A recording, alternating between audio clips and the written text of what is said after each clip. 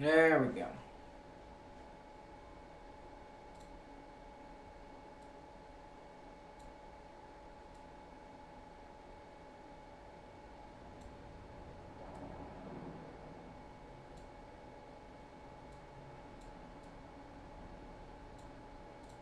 All right. We're good.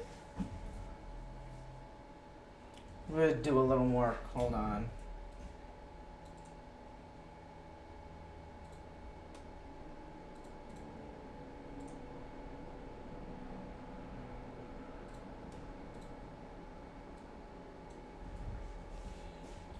Need to crop more on the right and less on the left.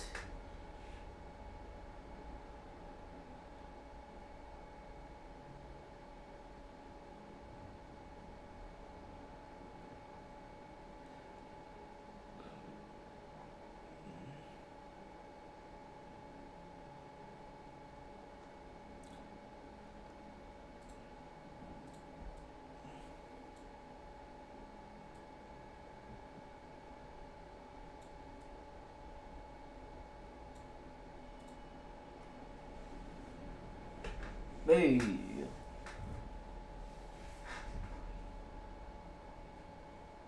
I guess that's even a little better.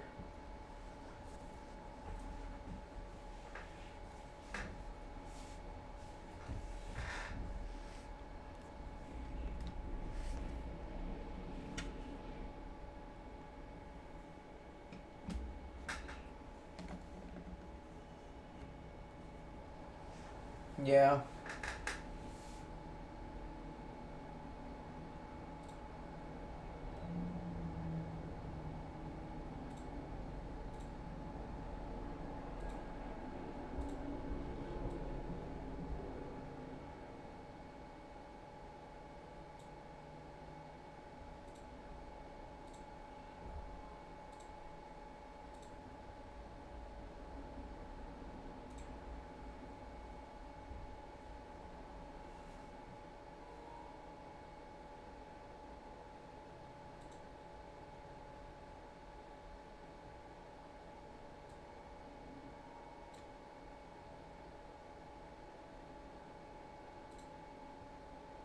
A few years ago, I uploaded a video on my channel, pretty much an off-the-cuff stream set. Right tools for those family, and the Boxer Briefs have a microfiber blend to keep things cool down you know where. That's like gifts on top of gifts. So don't wait, go to manscaped.com today and get 20% off plus free international shipping when you use promo code SOG at checkout. That's 20%.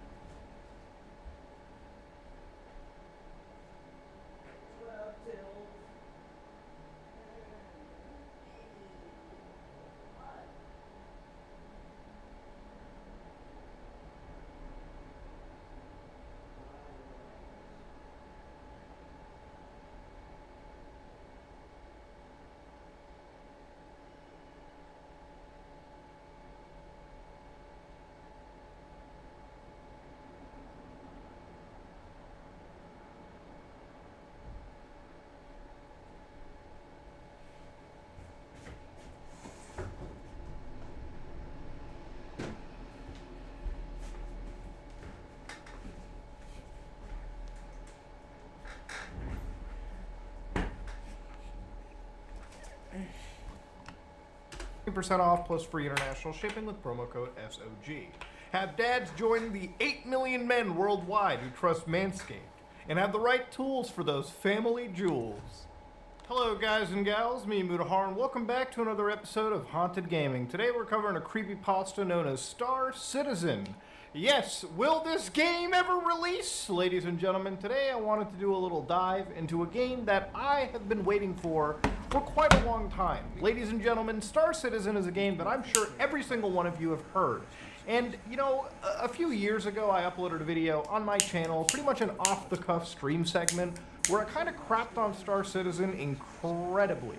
And the reality is, I'm a bit jaded from this game's development. Now, in recent months, I've come back to Star Citizen, played it, and part of me maybe has developed Stockholm Syndrome because I've kind of enjoyed my time.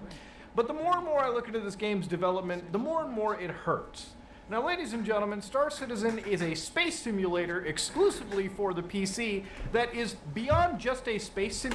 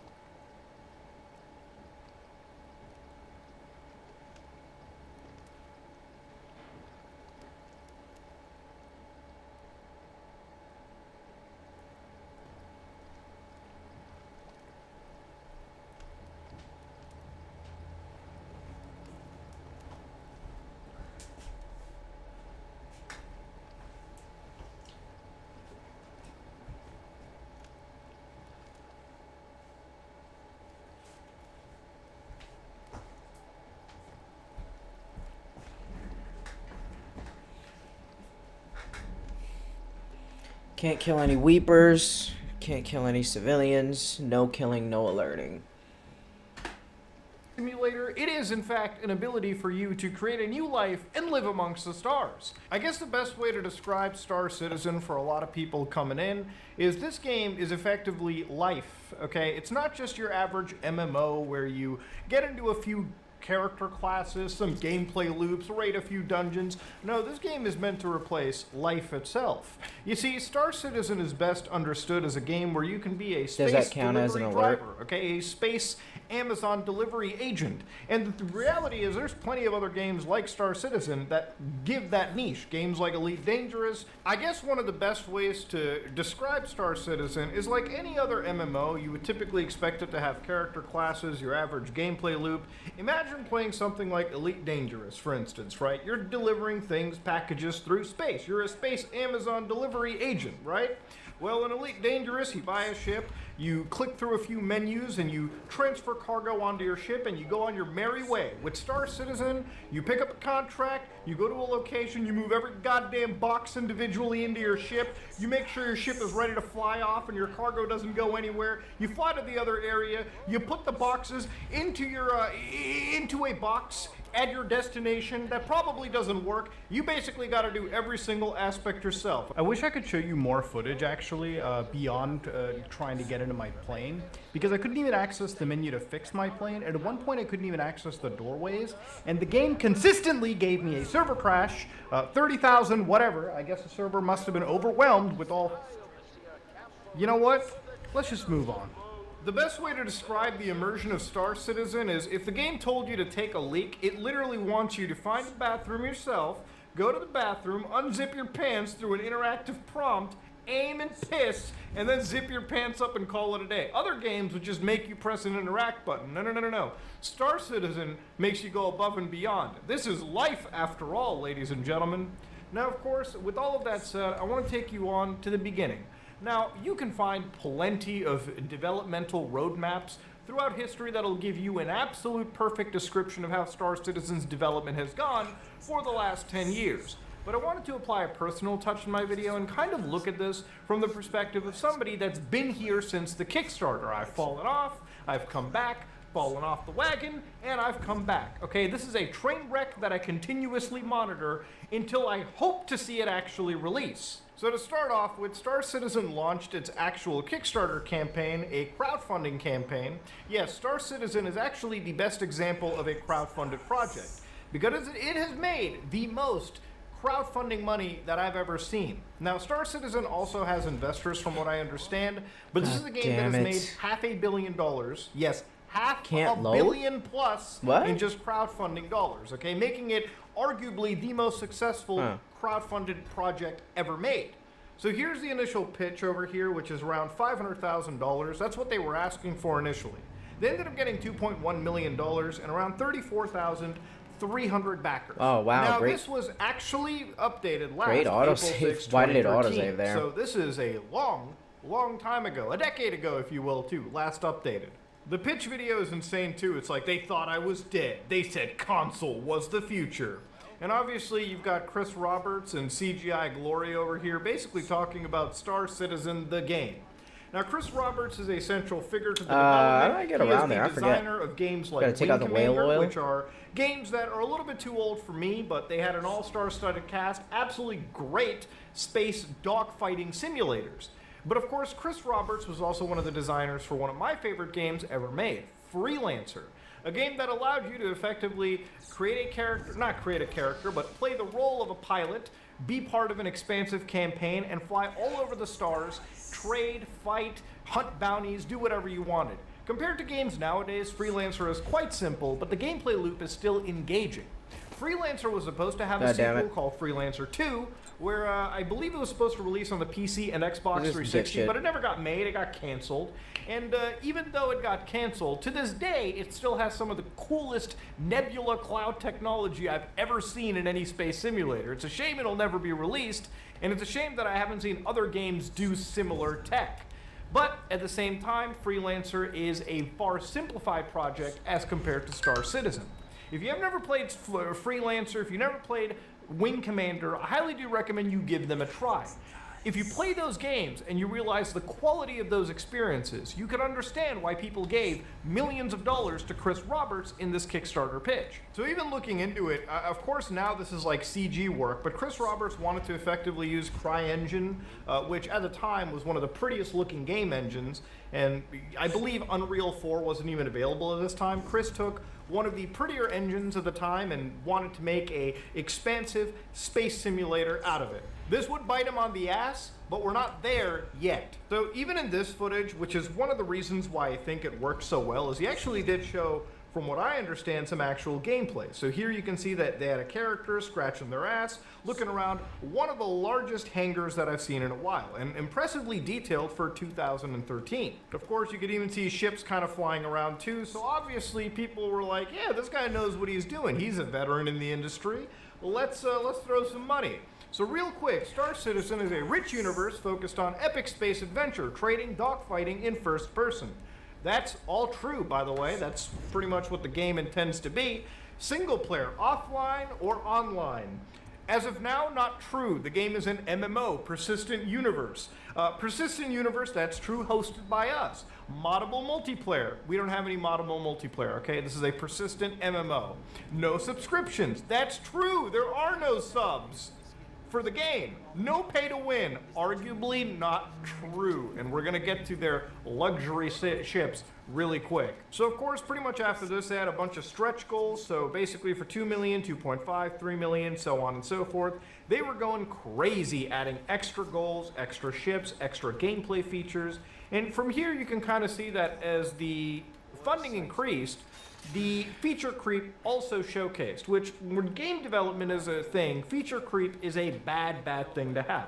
Feature creep is effectively the idea of, hey, we have a core game concept we want to make, but if we have time, let's add this extra feature to it. The problem with it is, unless you just keep adding modules and features, and you don't complete the core actual game, the game is going to be perpetually in development and nothing is going to get finished. You got to make sure you have a solid foundation before you start branching off. But hey, I'm not a game developer, I'm just a guy on the internet. What do I know? So basically after this Kickstarter came out the Hangar module, and the Hangar module was effectively only for the backers and allowed people to actually go into a hangar, of course, and see some of the ships that they purchased. Now, I wasn't in this at the time because I couldn't really afford the Kickstarter back then, and so I didn't really do it. I didn't jump into it. I wish I did, because I would have liked to see the Hangar module, but unfortunately, it never happened.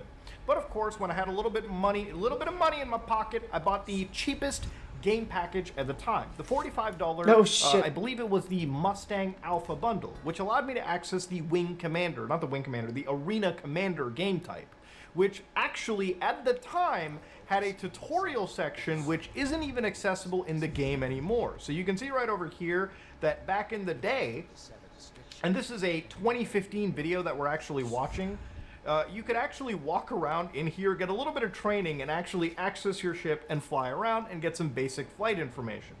From what I understand, this isn't available. You pretty much have to rely on figuring out how to fly the ship yourself. The game does have a tutorial mode, but we'll get to all of that in a little bit.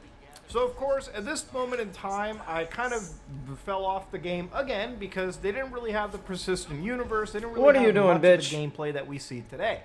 Now, of course, it wasn't until years later that they introduced something known as the PU, the persistent universe, and some actual planets you could fly and land into. Unfortunately, the game was still very buggy, the frame rate was still bad, and for the few hours I played, I dabbled in and I backed the hell out immediately. I wanted to wait until the game was actually a bit more playable before putting hours of my life into it. Honestly, if anything, that was a bit more off-putting for me, and that's one of the reasons why I just had this on and off relationship with Star Citizen. 6 years ago, they actually produced a video where they showcased during CitizenCon, their actual conventions, the Sandworm. Now, this is a very popular clip that a lot of people have watched if you were in the Star Citizen community, where basically they were actually like driving this ATV around, and you can actually see a dust storm in the distance over there. I have never noticed the dust storm and the electrical like storms going on ever in the actual game. But of course, by the time you actually get to the end, there's a moment you get off, you bring out weapons, you can actually explore a fair bit. But the most interesting part of this situation was the Sandworm. So get ready, get prepared, because things are about to get a little wild. So as they explore this entire section and they start to leave the area, you can see that these ships that, you know, Chris Roberts and Cloud Imperium Games are pushing look very, very detailed. In fact, the environments look detailed compared to other space games. It really does have that sense of scale that you don't see replicated in a lot of other big, massive games. Something like this in like No Man's Sky would have been like a tiny joke. In Star Citizen, it is literally 1-to-1 scale. So of course, at this moment over here, ladies and gentlemen, the Sandworm is going to show up. So no joke, this is something you're about to see, whereas you see these people flying around, this massive Sandworm comes up, and this I honestly wanted to be in the game for the longest time. I told myself I was going to play this game when the Sandworm gets brought in. There is no Sandworm in the game as far as I've ever seen, okay? In fact, the running joke in the community is, can't wait until this comes out, my grandchildren will understand the hype. Truly, my great-grandchildren will get it. I'm actually I'm actually just keeping it real. I'm keeping it $1.50 with you. I don't think this is gonna be out for a while, if ever. Now, if we go back to the amount of funding that this game is making, I again wasn't joking when I said this made over $500 million.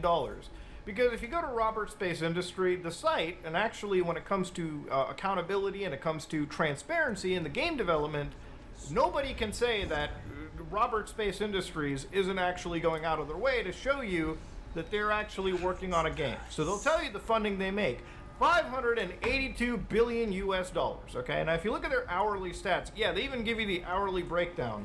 Per hour, on average, it seems, for the last couple days, or, well, for literally tonight, they were making to the tune of over $27,445, okay?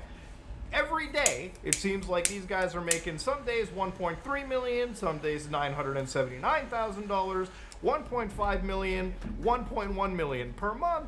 They're pulling in 7.9 million, $23 million, okay, in one specific month. Ladies and gentlemen, you might be like, well, god damn, how are they actually getting that much money? Well, I'm going to show you exactly how things go. Thankfully, there is actually an event going on, the Invictus launch week 2953, because everything in this goddamn game has to be so in-universe. So, of course, let's look at what's going on. Well, you can buy ships from Drake Interplanetary. These are kind of companies in the world of Star Citizen. Yeah, they've got the lore locked down, okay? They've got company names, characters, so on and so forth. And if you actually look into their ship right now, how much do you think the average ship costs? Well, the Buccaneer, which is a rough and tumble frontline scrapper from Drake Interplanetary, costs $110 USD. Well, what's that? What's that? Oh, no, that's actually the price right there. But you could fly it today for free because there's an event and a free play moment right now. But of course, there's more vehicles. You can get the Caterpillar, haul anywhere at commercial volume. Yeah, do you want to be an Amazon logistics freight officer in space? Yeah, $330 right now. And you might be like, whoa, Mudu, that's just the ship value. No, go to the offer page right now. You can upgrade to $330, all right? That's just how Mafia works. Don't worry, dude. Sometimes it gets cheaper, okay? Like the Corsair. which seeks Uncharted at $250. This is actually what I have for $100. Yeah, actually like cheaped out, okay? This is the cheapest ship that I own, the only ship that I own. I spent $100. There are games that come out with like deluxe edition that are worth less than this one ship that I bought, okay? But hey, we all make dumb financial decisions, don't we? But no, you can buy the Cutlass Blue, which is bad news for the bad guys and bad news for your wallet, $175. And then, of course, you've got the Cutlass Red, which is $135. That's a space ambulance. You want to be a space medic? You want to be a space EMT?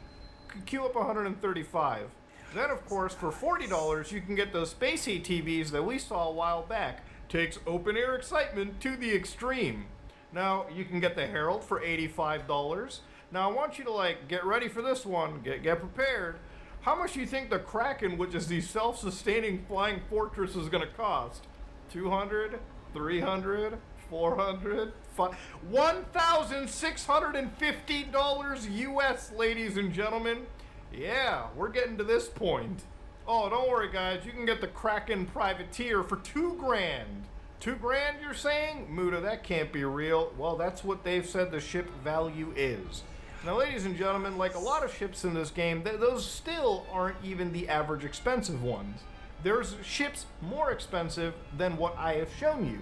And some of those ships are actually rare, meaning only a limited amount of them get made.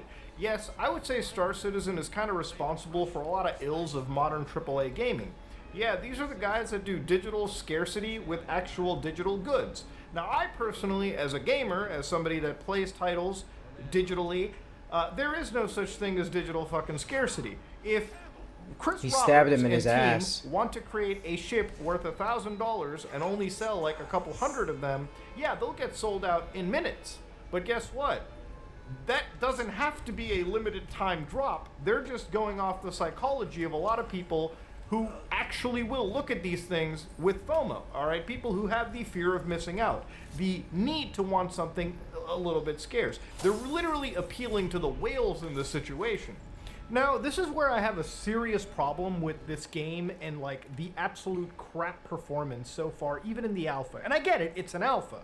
But this is an event week where they want to basically raise money. And from what I've understood, they've raised millions of dollars, because of course whales will buy ships and people will just chuck money at stuff. The thing about this is, had the game been more polished, they probably could have made a lot more. Now, it's interesting that for a game in alpha, they constantly run these events to try to get people to keep constantly funneling money into this project, which honestly should pretty much stick to its roadmap and focus on not just releasing their single-player component, but also fixing up the general feel of the multiplayer. The entire period of the Invictus launch week, I was marred with server issues, severe lag, trying to get off of my primary residence, Area 18. The spaceport computers did not work, so I couldn't even summon my actual ship. Couldn't access the vehicle like repair menus had I wanted to. And thankfully, the community is awesome. There was one player willing to fly us all out to a nearby space station so we could just summon our ships there. Well, I tried doing it. We almost got off the planet, and to be nice, I wanted to pay this guy some money for doing this for us in the first place. It was a nice gesture. Literally trying to transfer credits to another player caused me to have a crash, and again, this wasn't just one crash. Every time I tried to get off this planet, for a goddamn hour, I was crashing over and over and over again.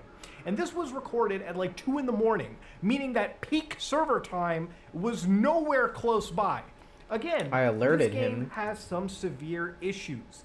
And instead of like, you know, fixing that core, instead of having a solid foundation, we're just focused on adding in gameplay elements piecemeal from time to time. Honestly, the entire progress and development of this game is a giant mess, okay? And I can't even blame CIG. They're honestly doing way too much. A single player, a persistent universe, God knows what other projects as well too. And this game is parallel developed as well, so there's different modules being shuffled in from time to time. It is a goddamn mess. And of course, obviously, I want to also say that you don't have to buy every ship with money from what I understand. You can go to a dealership, which is admittedly pretty cool. It's very immersive, and you can buy ships from there as well. One thing I wanted to add on top of the limited ships is one of the examples CIG gives is they want to have a ratio of ships, smaller ships to larger. So they want, obviously, not everyone should have a capital class ship on launch day. But to be honest, I don't really see this as sort of a logical point. To be honest, I think most of it is down to the fact that if they have $2,000 ships, they can sell a bunch of them by claiming that they're limited releases and probably incentivize whales to dump more money at a quicker rate. It's not just Star Citizen that does this. I would argue Star Citizen's one of the games that laid the foundation. Tons of other games release limited time DLC, so they can incentivize people to just come in and throw their money. It is a wild, wild world of psychological warfare when it comes to getting whales to give away their cash. And Star Citizen, with how much money it's raised, seems to be the goddamn masterclass in it. But again, that's just my theory on it. Obviously, CIG wants to keep a certain ratio of capital class ships to standard ships. I personally don't really believe their reasoning. But then again, that's the entire, that's just analyzing this game in general. Anyways, let's get back to the piece. So here's the other reality over here. You can buy other ships like the Polaris, for instance. The Polaris is a nimble Corvette-class capital ship. And if you look into the buying options, it's $750. Now you might be like, whoa, at least if I pay $750, I can fly it. The ship is in concept, meaning it hasn't actually been made. Yeah, Chris Roberts, Robert Space Industries has actually found a way to sell goddamn JPEGs to people just on the hope that one day they'll get to fly this ship. When will they fly it? I don't know. Maybe in a year, maybe in a month, maybe 10 years. Who fucking knows? But of course, at this moment in time, what you can say is they really focus on the lore.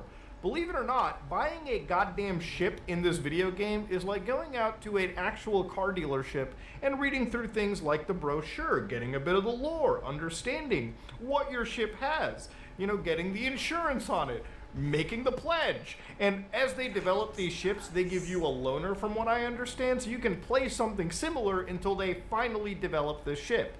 It's kind of like if you pre-ordered the Cybertruck from Tesla, and instead of, waiting for years until whenever that thing materializes, Tesla gives you a Model Y loaner in exchange until they release a Cybertruck. Obviously, this is the digital world. It doesn't cost RSI anything to give you a goddamn loaner when you're paying them $700 plus for a in-concept ship. Now, don't get me wrong, the ships are very impressive. In fact, every ship that they have in this game really is unique. There are ships that have one-man operations, and then there's entire luxury ships with beds, bars, drones, entire user cockpits that you can go around in. You can rent some of these ships if you have enough money in the game. I actually played with some of my friends. One of my buddies, Tyler, actually did rent a ship that was really, really cool to look at. And then, of course, when you look at the price tag for said ship, you don't actually want to buy it. I don't want a single alert on me. I don't want to make terrible goddamn financial decisions. But of course, at the end of the day, it's because of these luxury ships and it's because of these super expensive digital purchases that from the outside looking in, any normal person would go, what the fuck is going on here? It's because of these ships that RSI is able to fund themselves so heavily. And honestly, it really shows you that they don't really need to complete the game. They are making solid microtransaction money literally by creating these ships, some of them even in concepts, and just selling them to people, and with the hopes that one day they'll get to fly them in the metaverse that is Star Citizen. Could you imagine if Rockstar Games, every other update for GTA Online, decided to create a brand new sports car and actually go down the road of, you want this, you gotta pay us $200, $300 to get access to the new Infernus model. That would be insane, but hey, that's kind of not far off the mark from what I see over here at Star Citizen. Again, what up, baby? Who look into this game from the outside can kind of look at the community as almost a cult. People suffering from Stockholm Syndrome at this point. And again, if it wasn't for the fact that the community is kind of awesome, yeah, that's the impression any normal human being is going to develop.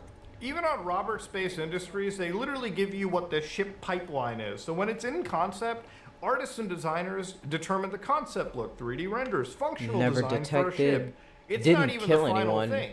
Then you've got the Oh, I long-term always production, have to kill which basically the. they have the development work planned and added to the roadmap. Then of course you've got active production. Oh, then it's killing less than 5 hangar-ready, people, not so you alerting can just anyone. watch it. And then Nice. once it's flight, got extra gameplay add-ons. For example, you can do ship trespass.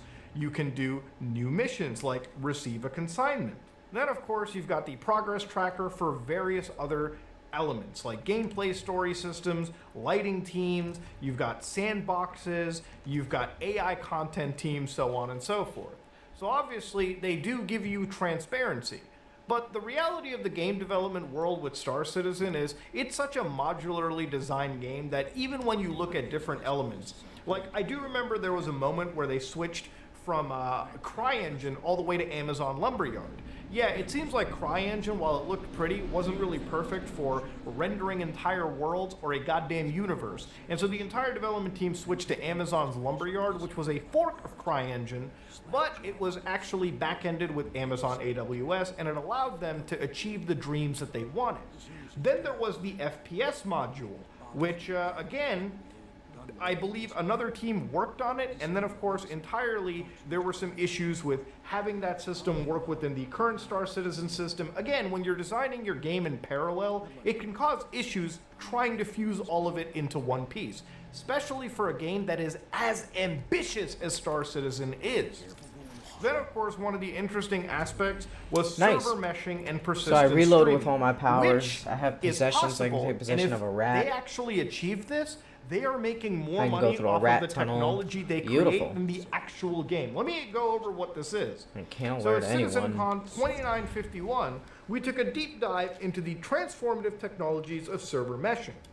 Now, server meshing isn't new. There's plenty of games that do it. Some God damn it. metaverse experiences allow you to have 50,000 people in one server because they mesh and combine servers together. But what Star Citizen wants to do is release persistent streaming in the first version of the replication layer. So what is the current state of server meshing tech? Most people, when talking about server meshing, usually think about the very final step of the technology where we put servers together. The Got my truth is, double before jump, the final nice. step, there's a long chain of pre-requirements and fundamental technology changes. So object container streaming, okay? For server meshing to work, we first require technology that allowed us to dynamically bind unbind entities via the streaming system, as this isn't something the engine supported when we started. So we released client-side object container streaming. Once this initial stepping stone was out of the door, the technology that allows us to dynamically bind unbind entities on the client had to be enabled on the server as well.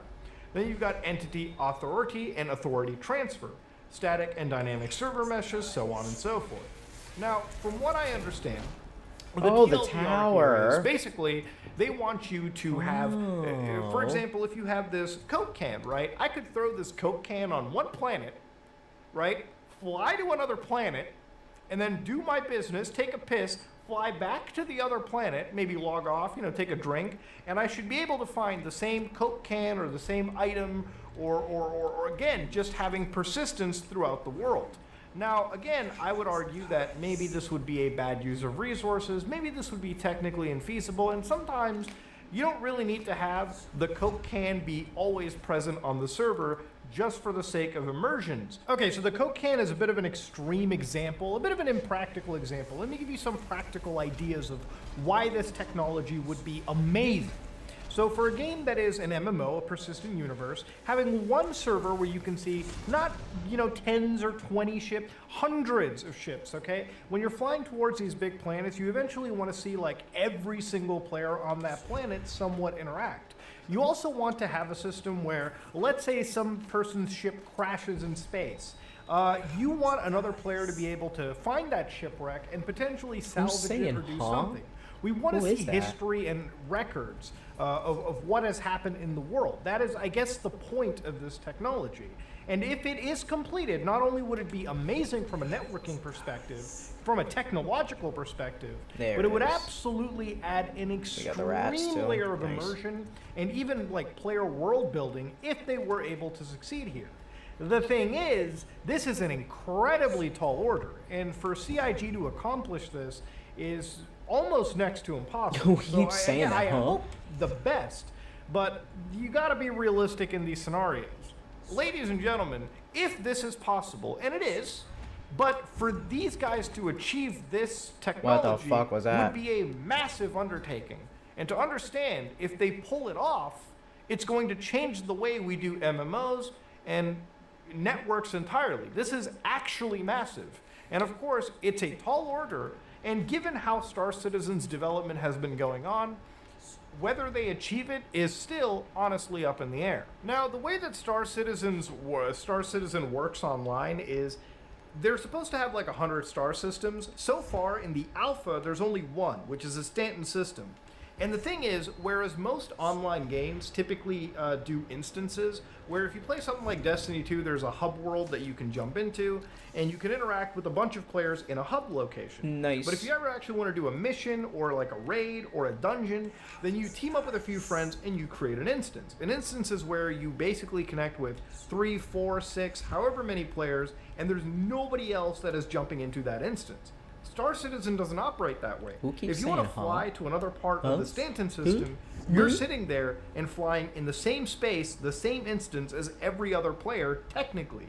Meaning that if I'm quantum traveling between one planet to another planet, I can stop and be part of the server and be an actual that's entity right. There's in rats deep I can space take somewhere. control of somewhere And of here. course, the same could Hold happen on. for any other player on the other side of this galaxy, so on and so forth. That's the world they want. And it's cool, it's interesting, but how feasible is it when you're including potentially 100 star Any rats around here? systems? Now, ladies and gentlemen, at this moment in time, I want to talk about Squadron 42. Up until this point, all I've been talking about is the persistent universe mode, which arguably is the reason most people play Star Citizen.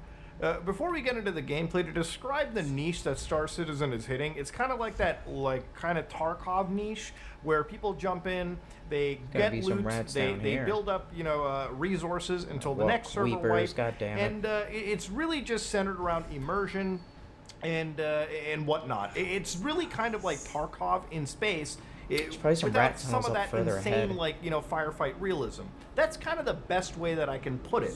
But of course, if we actually look into the entire game over here, Star Citizen had Squadron 42.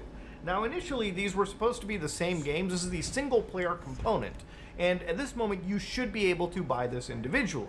Or at least you could until a few days ago, when apparently you can't even pledge to get this game anymore. You know why? Because if you go to the pledge page, it's apparently giving you error 404. Yeah, it's actually Squadron 404 at this point. Not even goddamn available. Yeah, Squadron 42, start the adventure.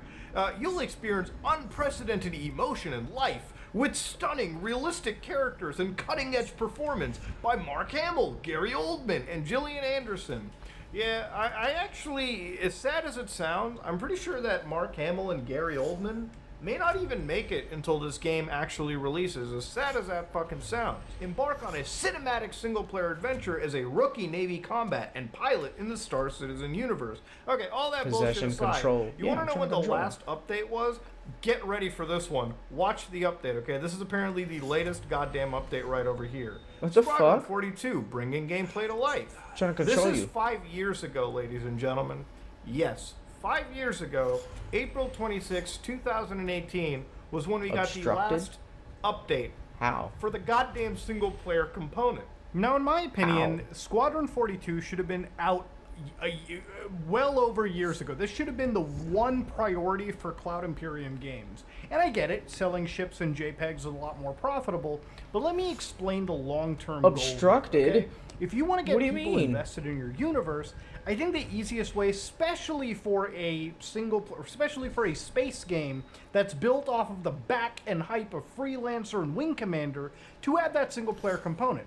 You know, if you have Squadron 42, and yes, it is a universe, maybe it's not the whole universe, tunnels. but you can explore, Creepy crawly, I got it. You can do missions, you can do contracts like hunt NPCs, mine, trade resources, so on and so forth. If you can develop and understand the core gameplay loops for the MMO in a single-player environment that is polished, which, again, Star Citizen is effectively, as far as now I can try and complete the game really what Chris just by Roberts' using end goal Blink. is, then that would have been a great way to hook people in. Yeah, just and then by using immediately when you're Blink done with Squadron and 42, not alerting anybody. you could just Let me jump make into sure. the persistent universe and start there. I believe that's what the idea is, but honestly, it would have been amazing if we would have gotten more updates and a much more concrete vision and detail on the actual Squadron 42 system. In fact, the only thing with the only Without time we ever purchasing got to any see a vertical supernatural slice powers was or years ago enhancements in besides regards Blink. to Squadron 42. There might have been some more Okay, updates. so might as Granted, well, I haven't hold been on. following it a lot since then, but this vertical slice is a great example as to like what they should have released. It had enough like I should get my content, weapon at kills least first. seemingly Hold on. to flesh out a single player experience for somebody. Before I Granted, go again, for it that, wouldn't be 'cause those all are 100 full star game systems, runs. but again, to have a sandbox for you to explore, Killed get the characters, feel right which- and understand, and really get the lore down would have been a great, great springboard into jumping into the persistent universe. Again, the development of this game is so weird. Had they focused on these things, I feel like a lot of the criticism would have been taken away, and people would have had something tangible to play while they wait for this server meshing persistent universe dream to eventually materialize. At least you get a game to truly understand what Star Citizen is all about as that develops. Now, from what I understand, this is supposed to come out Kill a weep. 2018, Oh, okay, 2019, hold on. But this is basically indefinitely delayed. At this moment in time, it almost feels like nobody wants to talk about Squadron 42. From time to time, I'll get emails from RSI like, hey guys, we got some updates for the single player. Yeah, where's the actual gameplay? Where are the missions? When is it releasing? If it releases at all. Okay, yes, this is the one feature that I wanted the whole time, and I'm sure a lot of other Star Citizen players also wanted this, okay? The ability this is perfect. for I can people get to a play lot some of, single player. combat If stuff anything, here. If you logically think about it, this would have been great for people to just start off in. Having a single player that would allow you to understand the mechanics of the game, to get a feel for the universe, to embed yourself into the lore, would have been a very, very pivotal key to get people hooked onto the persistent universe, the MMO side. Up until this point, the MMO is in a perpetual alpha state where, again, the game isn't the best functioning, and the single-player component is pretty much vaporware at this moment in time. The fact that they even allowed you to pay money to pledge for this when there was no update for years is downright criminal, in my opinion. Now listen, at this moment in time, I've talked a lot of crap about CIG. If it's one thing about Cloud Imperium Games is Chris Roberts and the team behind this definitely have a perfectionist mentality. At this moment in time, Chris doesn't have anybody from corporate companies like Microsoft, EA, whatever, to basically come in and put some reins on him. Tell him, listen, buddy, okay, you might want to go and create some kart racing minigame for Star Citizen, but you gotta at least have the goddamn game made. No, at this moment in time, as long as people keep giving Star Citizen pledge money, they don't really have a reason to complete the project. They don't have a reason to complete the single player on time. They don't even have a reason to complete the MMO on time. For them, as long as they sell the dream of this being real life but in space, that's all that ever matters. And yeah, you could make an argument that as long as the core Star Citizen community is happy, then shouldn't we all be happy? Listen, at the end of the day, there are a lot of people like me that are just completely jaded from the entire situation.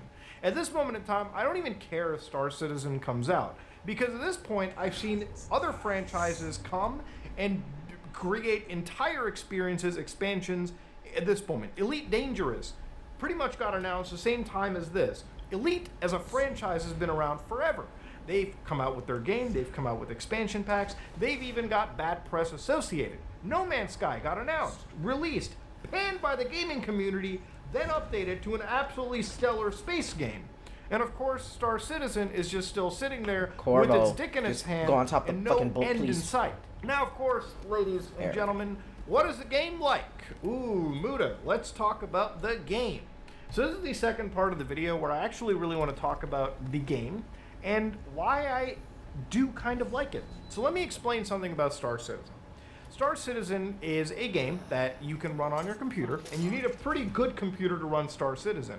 I have some of the most top-of-the-line rig that you can buy. I have a good processor, I have a good GPU, I have a crap ton of fast RAM. And no matter what, waking up in the hub worlds for this game, I should have will always auto-saved run at it, that 30 to maybe guy. 40 frames, 60 if I'm goddamn lucky. That would have been good. You know, space flying, the I'll planets auto-save it the themselves next guy. actually do run at a pretty decent frame rate. But I'm getting a bit ahead of myself. What is the experience like? Well, first you download Star Citizen, download around 100 gigabytes of game data, and then you start the game off. Now, this moment See you if we can create kill a character, this and guy the with character each creation gadget is actually very and decent. get the achievement. Then, of course, Reload and you pick save. where you want to spawn in. Now, you got a few options. Incendiary You've got bolt. Area 18, you've got get Loreville, another which is sticky where I grenade. picked, and a few other hub areas. These hub locations are all very well done. There's multiple shops, there's multiple locations, there are entire transit systems that are in these locations to take you from your habitation all the way to the spaceport and beyond.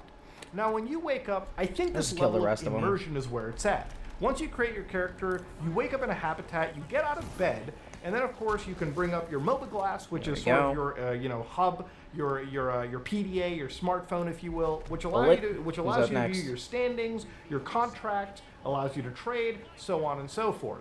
Now, at this moment in time, you have a few options for what kind of missions you want to go in. You can choose delivery missions, you can choose bounty Oh, hunter versatile, I missions, got you it, can nice. choose repair missions, you can choose security missions. There is a Beautiful. fair amount of gameplay loops to go down, which I like. If you want to be a delivery driver, you can do that. If you want to be somebody that fights AI all day, you can do that. If you want to See do what else we dogfights, need. you can do that. There is a gameplay loop for every type of player, which I really like. Now, of course, at this moment in time, before you even pick a mission, you got to take the elevator all the Kill way an to the enemy ground with floor a from wall your of light. habitation, find your way through the Made maps in others the game. kill 5 of Not their in your own mobile glass. allies. No. The maps that Wonder how are I do visible that. in the actual habitation. This game is very immersive. Like the first Once you mission, figure out how go to take the Caldwell's train, Bridge, killing the fewer than 10 tram system or characters. whatever, to the spaceport, you then go all the way through, 5 go through unintentional security, actually suicides. go to a module where you call up your ship in the hangar bay. You go to said hangar bay, get into your ship, which again, all ships are different, so you got to figure out how to open it, get inside, get into the ship, get a flight ready, call up communications, call up the actual landing services, get clearance, and fly out into the ship. Now, of course, getting off of the planet is its own beauty. The game has some brilliant cloud technology that, again, I can't stress enough. It looks gorgeous. This game is a very pretty looking game. But once you get into the old space over there, you pick a mission, you fly through quantum space travel, and bam, I can you do a possess this bunch of rat for jobs. 3 now, minutes. initially, when you start off into the game, you will be doing a lot of boring jobs. For me, I did a lot of delivery work, because it allowed me to figure out how to fly the ship, take it off. Oh, I have a level It 2. gave That means me it's my shorter. flight, my Oh, the wings, human so to target's speak. for a shorter and duration. honestly, I wasn't really Just walk around with a comfortable rat shooting for a few down minutes. planes yet. I really wasn't ready for that. Can't and swim, also, rats the can't game's, swim. like FPS combat is either the AI you go Can't up jump. against is downright brain dead, or they have pin perfect precise aim through walls. So I wasn't ready for anything yet. I just wanted to get my bearings. So I did a lot of delivery missions, and while I made some good money, I wanted to start doing other things. So I started to do some security work. So the game basically told me, go to this location, go down into this bunker, kill 10 enemies, and generally I could loot them for some money and come back, store them onto my ship, I didn't and mean to sell them summon all whenever you I get back guys. to a Shit. hub world. There were dogfights that I did, Well, which actually, were fun. good thing. There were searching assignments where I actually went to derelict stations, got out an EVA, I'll hang out with you guys for a literally little bit, floated around until I possess you. found whatever the game wanted me to do, and so on and so forth. There were case For systems most that of I a could go into 3-minute and period. explore, just so I could So I actually can't do 3 figure minutes out straight, but the mysteries guess I gotta and do the a bunch lore of behind some of possessions. these locations. Again, Star hang out with you Citizen guys. has a lot of stuff Oh, my right bad. now in Stanton for you to actually explore. If you wanted to just sit down and do these gameplay loops, which admittedly do sound boring on paper, but once you get immersed into how the game plays, this can be something that I will say is enjoyable. Obviously, if you put hundreds of coming. hours into it, you're going to find a lot of repetition. Now, I want to just specify one of the loops was mining, which, from what I've heard, is relatively profitable.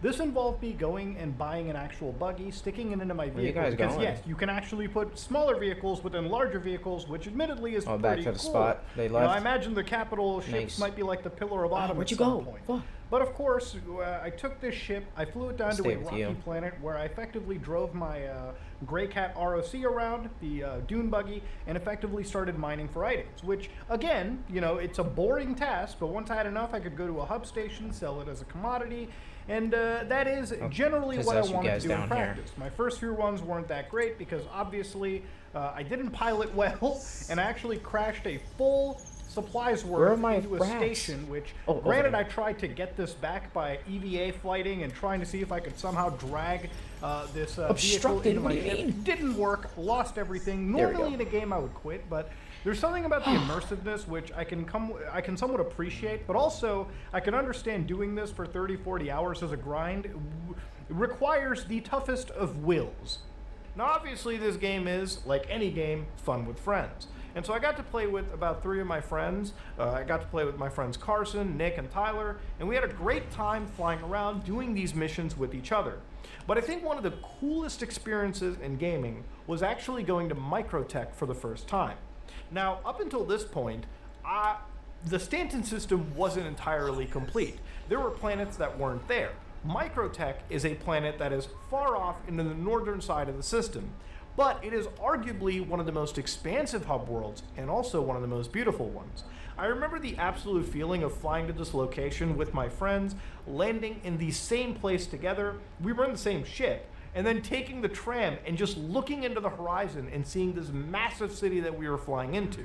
There were so many shops and so many locations and so many things to see and buy that genuinely it was one of the best experiences that I've ever had with friends. Look, the only comparable inhabitant. experience Nice. here is something like GTA Online, where they have a very well-crafted city, a lot of places that you can explore, a lot of places that you can even shop with, do these kind of metaverse-like things. Star Citizen Killed 4 when enemies in it's- less than when 1 that second using happens, the is amazing. crossbow. The ability for us to go onto the frigid colds of I Microtech's bent time for exterior that. for 5 minutes before we Traveled froze 30 to death meters was a fun in less time. than 1 then second. The entire point of spending hundreds of thousands of credits that we literally spent hours mining. Yes, mining. Because when I wanted to make money, I literally bought an ATV, stuffed that into the cargo hold for my ship, flew it down to a planet, literally mined for an hour to make enough money to rent a luxury Robert Space Industries $1,000 cruiser that we could Kill, fly around and just see the world in. That 6 enemies with a is an crossbow. Did experience what? that What I will was that? never forget. And that's one of the points where Star Citizen shines. Now, even with all of that Travel said, ladies let's and try gentlemen, travel do I 30 recommend meters this in less game? than 1 No, second. because ladies and gentlemen, as fun as that experience was, the game is still wholly incomplete. Head on the ground. Yes, the game is an alpha. Of course it's supposed to be incomplete, Muda. The problem with Star Citizen is a game that is too ambitious. And it is really a game that obviously they've got the money to see it to completion. But with a team like RSI and Chris Roberts being the 30 visionary that he is, meters. I don't actually see an end goal You do in that sight. in the water? This game really needs somebody to come in with a corporate mind and just actually start putting in goals and hitting those goals to begin with. You know, for a lot of us people who were finding these sandworms and all these cool little pieces of tech interesting at one moment in time, in the last few years, a lot of individuals that were once Star Citizen messiahs have pretty much given up on this game and have pretty Speed much of Darkness, thrown it into nice. obscurity. Oh, bending it is, time at this really moment in fucking time, helped. the perfect Okay, definition of the perfect. sunk cost fallacy. Nice. There are so many elements in this game that do not work perfectly, that are elements. 6 even the enemies in inventory less than a system second. is not perfect. There are 4 elements enemies in, in this less game than 1 that second will using the always crossbow. appear to be placeholders. Let's do the There crossbow are performance first. issues in the game that need to be addressed. There are entire segments of this game that 6 completely enemies I can lack do with a any grenade. form of polish. There is no joke. Cook it. When every time you spawn in, the AI will literally be T-posing in front of you. There is never a moment in Star Citizen where the AI is not broken. Every single So 4 hub world enemies that I in go less to, than a if second I go using to the a counter, crossbow. there is always going to be one AI that is not loaded in perfectly. It is a game that is not perfect. It is a game where picking up items and interacting with them can be very, very finicky. You know, I wanted to make this Let's video go. earlier for a while, but You one dumb of the bitch. updates for Star Citizen literally caused these servers to have some of the worst lag spikes imaginable. I'm There was a coming. moment where trying to open a door took 5 minutes in the game for the server to actually Less than a recognize second my using the client crossbow. I input need more and of you. give me Come a on. response from the server. damn it, they're It was shooting. downright unplayable at one point. And of course, while things have changed for the better, this is a game that has no end in its development in sight. Ladies and gentlemen, for me to recommend Star Citizen, they have got to actually put out some tangible goals and start hitting them and hitting them and hitting them in stride. Ladies and gentlemen, Star Citizen is a perfect example of crowdfunding gone haywire. Oh, gotcha, boys. Ladies and gentlemen, will it one day be completed? Not another one? Honestly, There gotta I be think another Grand one of Theft you. Auto Come 8 on. will be out before Star Oh. Citizen is complete. I'm not even Not being just cute there. enough. I genuinely do believe that. See if we can Ladies get and one more gentlemen, in there. Star Citizen is one of the most expensive games that I've We seen can do it. developed, especially by a developer that at one point was an indie developer. Now I would argue, 6 with enemies, the we budget can do and it. size of their company, Cloud should Imperium be enough. Games is about as AAA as any of the other studios that I have seen Come at on. this point. And the game that they are making is like quadruple A. This is the biggest game ever Ring that developed. alarm, come This on. is the biggest, most Get your boys. ambitious Oh, concept shit, ever pulled out. it's pushing. And It's- it is one it's of those actual, concepts like, that I fucking think will always super remain a beam. concept and never a final Wave. production. Ladies and gentlemen, let me know what you think about this video in the comment section below. I wanted to do kind of a personal deep dive into Come on, one boys, of the come on. most interesting games for me. A game that I genuinely was waiting for. If anything, Star Citizen is the game of my dreams. Oh, shit. But I don't think my dreams will ever become true. Ladies and gentlemen, let me know if you think differently. Pylons This off. is me, Mudahar, and if you like what you saw, please like, comment, and subscribe. I get Just like 60 you in just 1 like it second out. with the crossbow, but just in case, we'll go with the grenade. The Fallout and Elder Scrolls franchises have always been a huge part of my life, so I was Jesus extremely fucking excited to get my Christ. hands on Starfield. How many of you we got? We got 6, finally. Can we do it? Can we do it? Move up. Bethesda promised some big things with this game, and while I do find some charming things about Starfield, after almost 200 hours played, I do You feel killed your boy? disappointed in more ways than one. Oh, I can So make them welcome shoot to each join other. me as we dissect Bethesda's latest epic spacefaring RPG, Starfield. Come on, keep killing each other.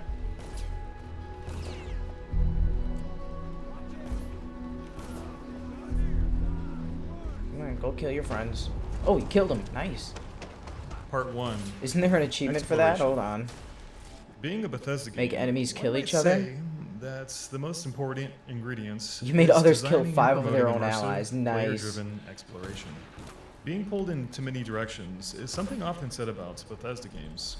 Seeing Come a on, shoot your landmark boy. and deciding to go Shit. was how it engaged you, but finding a million things to do along the way was where it hooked you.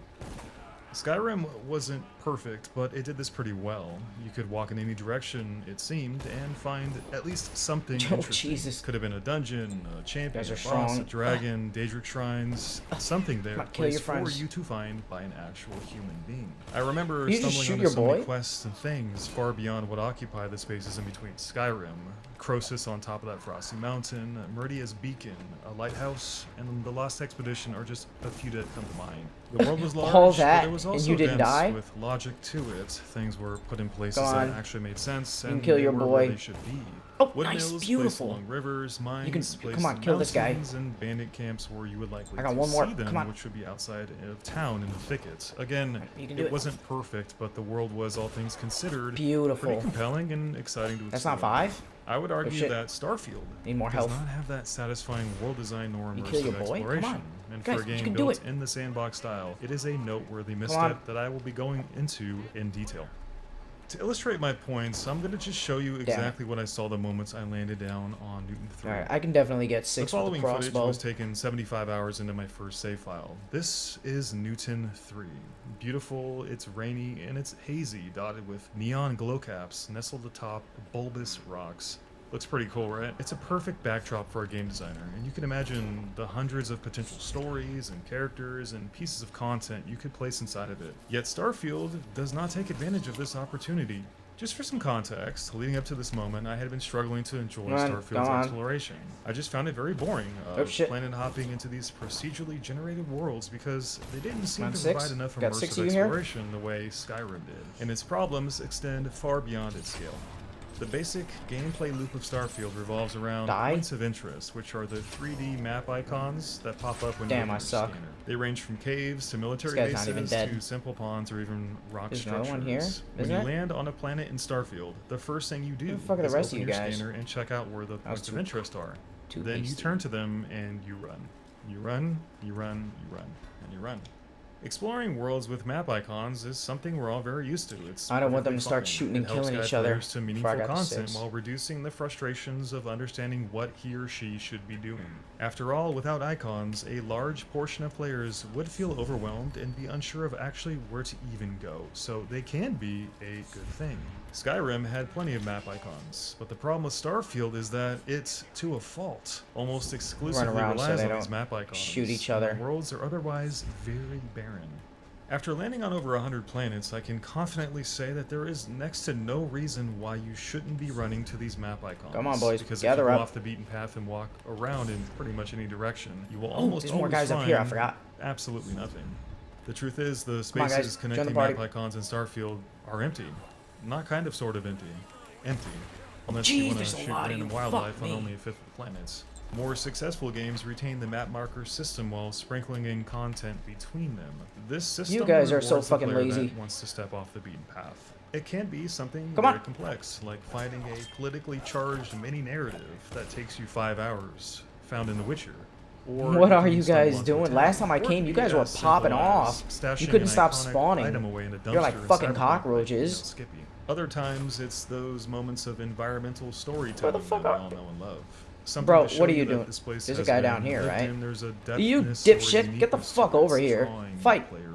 What's wrong with you Sometimes the guys? best thing you can add into You're a so game is stupid. something the player feels, not finds. And in all my time with Starfield, I can Oh, say jeez. that I Oh, never jeez. found anything Oh, like jeez. this Oh, jeez. outside Oh, of some very oh, jeez. basic things. An outpost with a man who threatened to kill me if I didn't leave his little cabin, or a ship with a small conversation with an AI computer. Nothing What very the- complicated and nothing What's very, with the 3 expansive. at a And when you time? step back and look at Starfield in this capacity, Come on, guys, all you the gather up. spaces in between only exist to connect the points of interest together, and they are very, Whatever. very big empty Ben time. spaces. So the general gameplay loop is just to land, scan for a POI, and just walk to it. Or if there's jack shits, then you pack up, get back in your ship, and land in another spot and try again, which means another set of annoying loading screens. The problem with Starfield is that when you're on a planet, you can pretty much ignore everything around God you damn when it. you run to these POIs. That is because Starfield is a huge landscape. I'll of just use the gun. Why am I using the procedurally crossbow? generated nothingness. Barren landscapes of I'm dirt done. and frozen emptiness. And after a while, you realize there's actually not very much to find. And in the process, it even misses the most important elements of immersive Let's go. player exploration. Having the player select an icon to run to, but get distracted while running to it. Alright, This taking your is way, why people Will. like playing Skyrim. Bye. Sure, eventually you might find a river or a lake, but even if you did, it wouldn't matter because you can't really swim and most bodies of water are toxic and kill you. 6 Yeah, you can stand enemies. next to it and take a photo, but I don't count photo mode as a replacement for game mechanics or exploration. It's just a feature. I'll use my You will explosive find different bullets. colored I'll terrain, use my regular. rocks to mine from, spacers to I can kill 'em kill with that. a building, but nothing more and nothing less. No distractions, no unique gameplay, no real characters to find, and no world building for the most part. When the best part about These your dipshits game up are here the aren't doing views, anything. then yeah, What Houston, the we fuck have are a you problem guys here. doing? The players Come on, of boys. Starfield are Time then to fight. tethered to a string of POIs like puppets, and what results is a lack They of just any forget immersive about me? What the exploration, and in fuck? turn, player freedom. And You after a goddamn while, it pussies. gets really old. But it wouldn't matter even if you found something unique, because unless you build an outpost, Jesus you can't even fucking catalog the planets Christ. you visit. You have to What fucking somehow, pussies? some way, figure Get the out fuck that over the here, you white guys. glow dots What on your is star map are wrong? systems you've already been to, and then flick through a bunch of menus just so you could check out each individual planet manually. There should have been a catalog of places the player has visited. I mean, I think that's a no-brainer. The points of interest are also copy-pasted among the star system, which is another ugly side effect of the procedurally generated system that was used to create the planets. Basically, Starfield's POI layouts are exactly the same no matter what planet you visit. And honestly, I can't even believe this is a thing. I mean, how did a AAA Fuck game me. get away with doing this? What the fuck You is can be wrong halfway with these across the galaxy guys? and find the exact same What the cave or fuck is outpost this? with the same guards and even the same When I was items first placed playing in this the mission, they same fucking couldn't stop places. spawning. I, for one, recall many times fighting Jesus inside this Christ. exact layout on a dozen different planets. Holy but it doesn't shit. take 12 times to break immersion. Even the second time I saw this facility, it shattered it instantly. This might be one of the laziest things I've ever seen, and a direct reason why the game should never have been designed strictly with procedural generation. So you can imagine my surprise when I landed Of on course, Newton these 3, guys aren't doing and anything. I did find They're something dumb. very interesting.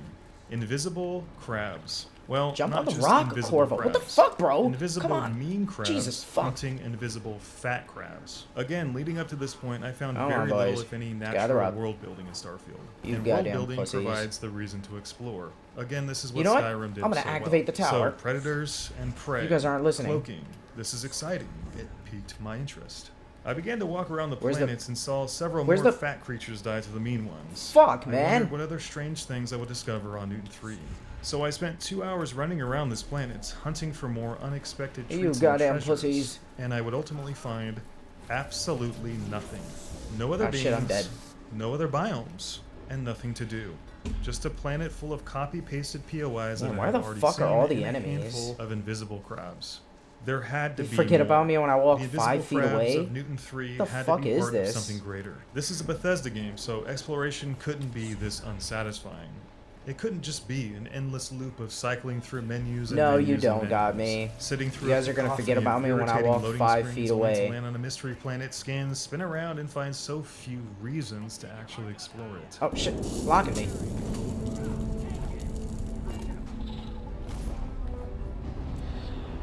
Starfield could not be the show. You dumb asshole. Determined, What the Vasco fuck and was I that? packed up and we headed for Newton's other You're just- planets, hoping to find at least one more planet that felt immersive 3. Where the in the fuck way did... that I wanted. What the fuck? But I guess I shouldn't have Boys, had what are them. you doing here? Newton 2 Get was the a fuck snowy over here. world I'm trying to get my eerily kills. similar to the cold places I had visited in the system next door.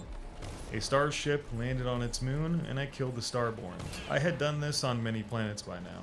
These enemies, without a doubt, give you the best fights in this game, but this is the only capacity that you will see them outside of temples or ship Alright, fighting. I start think here. Starborn and Starfield are very underutilized, at least for gameplay. Furthermore, Starfield has a clear lack of enemies. You either fight spacers, robots, or four-legged creatures which have virtually no distinction between them gameplay-wise. You can find Terramorphs if you're doing a UC questline, which also, again, don't have any unique AI to them though. All the gameplay in Fuck me. Starfield is very homogeneous. Spacers shoot you until they're critically injured and then run for the hills every single time. And the creatures run straight at you and try to hit you with their Come on, claws. And get if they more of you connect, out here. You get stunned and pushed back. It is not a very fun gameplay mechanic in the slightest. So after Newton 2 we moved on to its first moon, and despite it looking nice, there was nothing to see or do outside of yet again another starship ship fight. Come on, let's Newton get 2's more of you second out moon was here. the Come exact on, same come design on. with just a hint of yellow on its surface, and the same ship landed conveniently after I arrived. Stand clear. I'm gonna I miss saw a him. cave on Newton 6, but I know for a fact I've already been in this cave like 7 times before. Some purple landscape and gas clouds on 5B. Pretty cool, but it didn't change anything about the gameplay. In fact, the environmental hazard system in Starfield is not fleshed out in any way. Why have a resistance stat for armor when it doesn't even matter anyway? God, I'm fucking All of garbage. the survivor elements are extremely underbaked. Another ship with Starborn on 5C, and a mining outpost too, the one that I had seen many times before. After visiting Newton's entire system, I counted up a total of 50 loading screens, 5 30-second fights, and a handful of uneventful map icons amidst the many miles of walking barren planet surfaces. Nobody can tell me that Newton as a system has anything unique going go on, over here and probably therefore have more is luck. worth visiting at all. Starfield remains stretched too thin for my liking. You could have added up all the encounters I had within this Fucking system and placed pussy, them on get a the fuck single out my way. planet, and I would have had more organic exploration. Yep. It might not have been that more immersive, because really, Starfield is a game of repetition and nothing is handcrafted, but at least it would have been more engaging. However, the solution is not to Yep. cram Starfield full of more stuff. It's to make the game more immersive. In There's a a word, key. make it more dense. If we were to simply add Harbor 50 side POIs entrance. to every planet, it wouldn't make the game any more dense. It would simply transform Starfield into Far Cry. Being bloated comes with some the terrible entrance. side effects, and it might be almost as bad as being empty.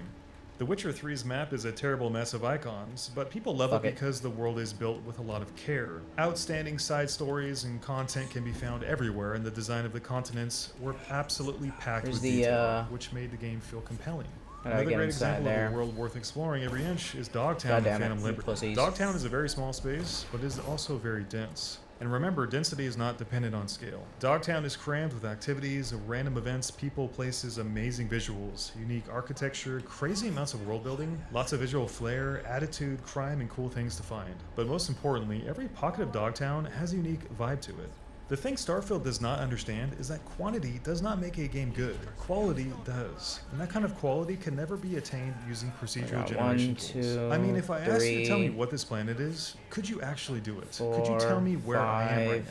Could you tell me where this base One, two, is? three. When one of my map markers 4, is a 5. small Holy pond shit, with there's a 5 lot of you spiders, here. and the next one Hold is on, a let me big save. I rock might never get with this 4 opportunity spiders to again. kill. I wonder what I'm doing trekking around this planet. Shit. So I hit M, navigate Can't save a mid-combat, half-dozen fuck menus me. and loading screens yet again, forever in search of that something special. And the truth is, I found some cool-looking trees in Starfield and some nice skyboxes, but I never found that place. All right, let's get. I consider explosive Starfield bullets. a pretty decent game, but it's not the masterpiece Jesus. I was hoping for. I have a lot of issues with this Where did he game. go? My main one is that Starfield is not fun to explore, and it's just too damn big for its own good. When I first pulled up the star map and I saw that I could Where's he? visit 1,000 planets, I No knew more? instantly that it was going No more? to do more harm Wasn't than that good. 6? It seems like the video game industry is still in a rat race to What? make the biggest game possible. But I think we're beginning to realize that at a certain point, scale Kill 6 becomes enemies in less detrimental than a second. because there's no way to fill it with unique content. It's like No Man's Sky didn't happen or something, and companies still don't get it. Because to get that kind of scale, you must rely on procedural generation. That will get you scale, but you'll never get density. After all, when everything is unique, nothing is unique. Ultimately, Starfield's world feels artificial, universal, exhausting, void of soul, and far more empty than it should be. And for someone who was deeply looking forward to this game, it was a huge blow to my excitement. What's really shocking about the random number system is that little if any effort Come on, it get seems, around. was made post-launch randomization. Why wasn't the first priority of this game design team to manually go in to each map after it's been generated by the computer and then do their magic? You know, tweak the layouts, add unique characters and activities, fill the empty spaces up, and generally make each planet its own special place. This is one of the weak points of Starfield, and yet You it dumb wasn't even assholes. possible to begin with due to the decision of having so many planets, because no team on Earth Jesus has the fucking manpower to make Christ. 1,000 planets unique. If I gave you the option to make one game with 1,000 Oh random my planets God, they're that, so- let's say, the bullets 2% are not- players would visit, What or the a game fuck? that has 10 unique planets that, let's say, Why are there 85% bullets of the fucking, player like base would visit, rockets? which would you choose? Sure, if you said 10, you'd give up some You exploration. dumb assholes. but Join the would fight. you? What the fuck If are I you took 10 doing? planets and I made them all unique versus 1,000 where they're You not unique, dumb pieces which of game would have shit. more immersive exploration? The point isn't to add 50 Alright, unique load all POIs your to guns. planet Load the to make machine up gun the up. difference. That's the right. point is to create unique, dense worlds that foster Where'd he go? immersive You just gameplay. shot me off the And fucking scale edge. is not the catalyst Dumbass. for exploration. Content is. Thus, the game should not have only been more dense, but it also should Three have of been you. shrunk Where the fuck is the as rest a of you whole, going? and the random number Hey, system dipshit. should have only been used to set the initial parameters before the game designer built upon it.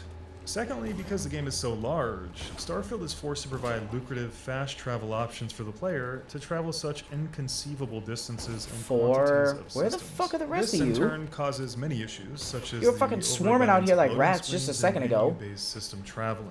But even more so, all the menu flicking and interruptions create breaks Oh my in immersion, God. so it's hard to get sucked into it when you're pulled out of whatever you're doing every 10 seconds. Might just do Starfield grenades? is not a game about wandering the cosmos. It has no Oh flow my to it. God, it's a segmented, man. disjointed mess of teleportation. And one of the biggest frustrations playing Starfield is this. I'm gonna see which feeling area is that best. you're in What's menus the all name of this time, achievement? Watching loading screens for I don't have time for so this much goddamn more of your time shit. than you actually want to be. Combined with the I egregious can loading do it screens, here. a dry It's just so conversation fucking system, annoying, and a lack of man. any actual handcrafted cutscenes. Starfield can be a Fucking very tedious bullshit. and irritating experience.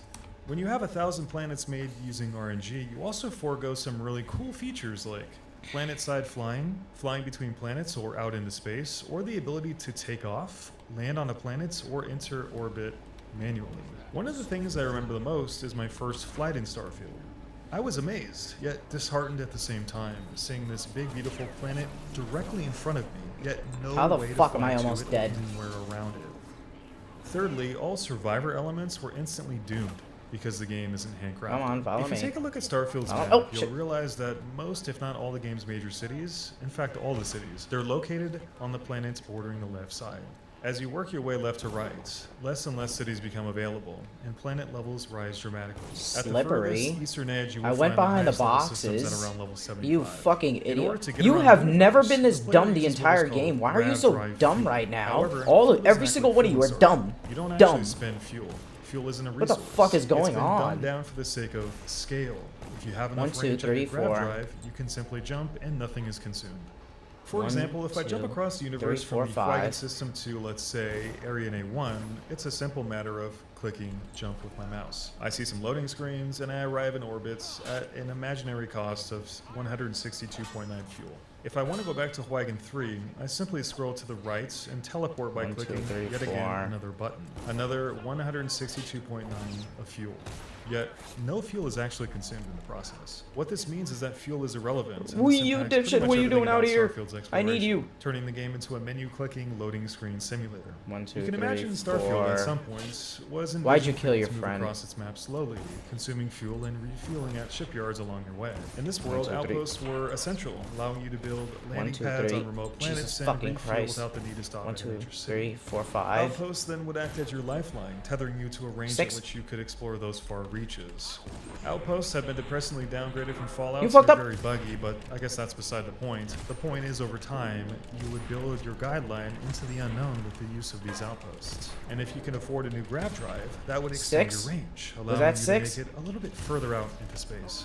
This all goes out That the had window, to have been however, 6. if fuel does not act like a resource. Truth be told, if I was a I director of kill game all of design and I them? built something new for a game, I me would see first what ask the- the question if it was actually fun. Yeah, it's red Would when I fuel killed 'em. actually make for a fun gameplay system, or would it be a complete and utter nightmare? You can imagine building an idea see if it's into a red game that sounds good, but when I perhaps don't kill them. isn't fun during playtesting. Maybe Starfield as is Still more it. fun. No. And would be worse Still- off embracing red. realistic survival elements like Does it fuel, flash food, red when I hydration, kill them? climate, medical, and so forth. What the fuck does Fallout it look New like? Vegas's hardcore survival elements could have been reproduced with better planning, but I guess again that's beside the point. So I don't blame Starfield for instead That had turning to have into a been science 6. fiction Hold the RPG fuck if up. Star Survival wasn't fun. But why even tease us with these systems if they mean literally 1, nothing? They're half baked like a lot of things 2, in Starfield. 3. Starfield feels bittersweet because 4, the scope of the game belies 5, its substance. Because at 6. first, the game does feel like it has unlimited potential. Yeah, And the they're all introduction of the game is disappeared. pretty bad, but seeing a massive star What the system full of fuck? possibilities and being able to I go got anywhere that you shit. want is tantalizing stuff. What Because the you fuck do is wonder this, what you could man? find. You do wonder about the possibilities. less than and a the stories and the second, people what? and the things that you would find and you could So, find. so what? But A grenade? in the end, What? You never really find them. You That's might discover dumb. a system That's that has a stupid. planet, The that has fuck? a small cave with a dead body, with They a say small kill node. 6 You might run enemies into with a building grenade if that that's has the a file case. regaling I did the other experience of achievement in a less than 1 scientist that second. was here Travel 9 years 30 ago, meters. I leading used the bend to, time. At best, the tiniest fucking slice of dumb. actual gameplay. Maybe the planets caused I skipped 5 had that unintentional epic quest I was looking suicides, for and that endless Killed an adventure I was enemy with a searching wall for, of light. but I Let's highly do doubt that. it. Starfield has some terrific side quests. The main story is underwhelming. Come on, Talking wall of to an light. NPC to mark a planet on your map that has an artifact on it, just so you can hit a button in the menu and warp straight to it, is fucking lame. But it goes above and beyond with its factions. The Vanguard quest is very, very good and extremely detailed. Sure, the minutia is a I'm bit not trying to- dry, like many things in Oh, Starfield. I'm out of Talk potions. to boring character, fast travel here, pick up item, and fast travel back. Yes, it's not very exciting. Kill an enemy and I with don't a feel wall very of much light. How the emotion to a fuck game do I that do is so that? fragmented, but the scale guess I of could- those large quests and the climaxes were truly great. I think and I having know. been the first thing I did in Starfield, I was shocked that 8 hours went by and I was still playing this one quest. I guess that's Starfield's biggest strength, the ability to kind of go out and do whatever you want. But ironically, it almost ruined my experience because everything thereafter was definitely worse. This quest might very well be I have to get the to the single best control piece of room for content that. in Starfield. But outside factions, kind of annoying. Starfield doesn't provide Maybe you I'll with go a to an reason early to mission? explore. Every planet is very interchangeable, replaceable, and generic. Again, if nothing is unique, then why didn't they just make 10 planets? I can only speak for myself, but I have to believe most people would prefer a smaller, dense world versus a larger, more shallow one. And I think 10 planets stuffed to the brim with stories and characters and epic quests and events and large outposts and cities with unique weather and discovery, that would have been the sweet spot for me. This would have made the game so much better and actually made some of the more pointless features like food and medical and hydration and environmental hazards actually relevant. Hell, even if they had 100 planets, that would have been 10 times better, allowing the procedural generation system to create the framework of those planets and then having the designers go in and build upon them again. It just seems like a good idea. Ultimately, at least in regards to immersive exploration, Starfield is an ocean, yet its depth is very low. It has occasional glimpses of engaging places, but because of the procedural generation system and the immersion breaking, it ultimately feels like you're visiting a set of levels rather than exploring an open world. And without it being immersive, that is a massive step backwards. Part 2. Gameplay, mechanics, features, shipbuilding, and ship combat.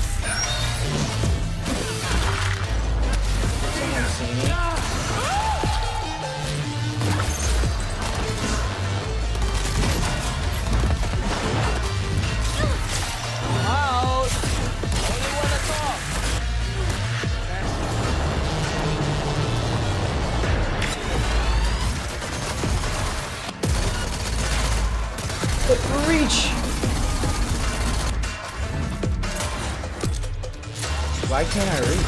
Fuck. But I can reach that. Amazing. Beautiful.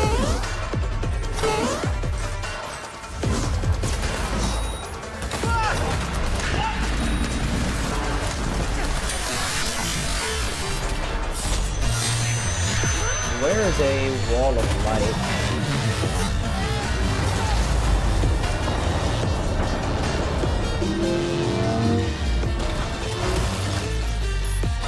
Oh, that's one up there. Do that.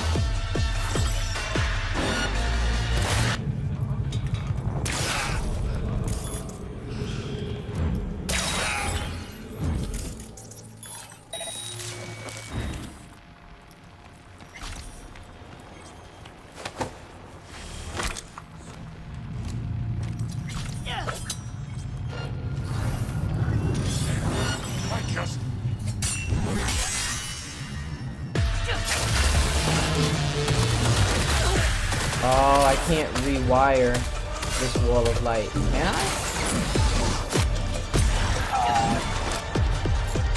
No, I can't. Yeah, I can.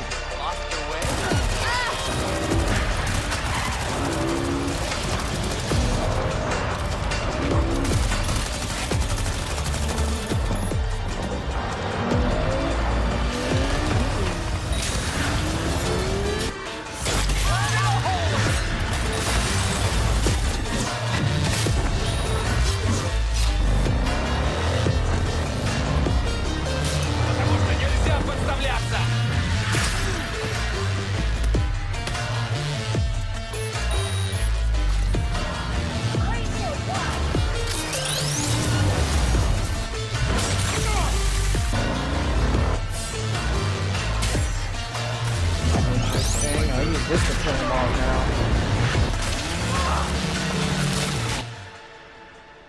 Let's try and get these guys over here somehow. We got, hold on. 1, 2, 3, 4, 5. Look, I understand the mechanics of Cyberpunk wouldn't fit into a game like Interesting. Starfield. 6. We got a Being lot of able to enemies bounce here. around Holy and do shit. crazy parkour isn't pretty exactly good fitting save. for this world. Starfield's slow, Cyberpunk fast. I get it, but here's the point. And get the wall The of light mechanics kills themselves and maybe are these irrelevant. 6 at a time. It's the fact that the game provides its own unique mechanics. We got Mechanics that the grenades. player can use to express their own creativity. In other And words, the game bend mechanics time. are the player's options. Obviously, though, game mechanics are nothing on their own. Throwing in a dash into a game without making sure it gels with the rest of the movement options would certainly be bad. So you could say both mechanics and their integration are of almost equal importance. Let's take a look at just one mechanic from Cyberpunk 2077 to demonstrate this, and then we'll look at how Starfield implements its much smaller amount of gameplay mechanics. We could look at the dash, which offers a wealth of movement options both from the ground and in the air, and we could talk about how it melds with the parkour and the sliding and the Oh, jumping shit. tools that V has. But I think it's very obvious how well crafted this dash is, just given how good it looks and feels, and how you could do all sorts of crazy acrobatics with it. What the So fuck? instead, let's look at the very elusive air takedown mechanic. Why is the air takedown in Cyberpunk a good mechanic, and how does this relate to Starfield? Wall of sparks. So the air takedown in killed Cyberpunk is an exactly what enemy? it sounds like. V jumps on a bad guy and smashes his face Oh. into the ground. It actually 5 looks more. really sick. The thing with the air takedown, though, is Do it can I? only be used from Or stealth did I and misread requires the the player to be achievement? out of combat and at the correct distance above their target. Oh, no, This wait, is an that was important it? requirement, What the fuck? as it means it's up to the player's skill whether they're able to Oh, utilize Dunwall this City feature. Trials, But that's most different. importantly, Grabbed a there's live natural grenade, threw it meshing back, with the other killing movement an enemy options V attacker. has, such as jumping and dodging, which link directly 6 enemies and in less than a automatically second. into air Okay. takedowns. For example, you can jump off a building, dash, jump I could again, make the and enemies kill each other 360 now. no-scope midair while falling down on guys an are gonna enemy kill each for other. an air takedown. Or you could do everything I just said, plus throw a knife, hack an enemy, lob I a never grenade, stopped or the shoot a goddamn- missile before the air takedown in one seamless motion. Sorry to interrupt. Julia. Sorry to. Now they're gonna kill each other. Shit. Shit.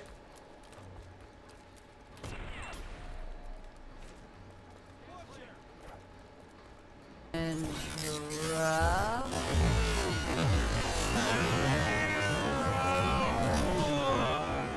Julia. This is called player expressionism.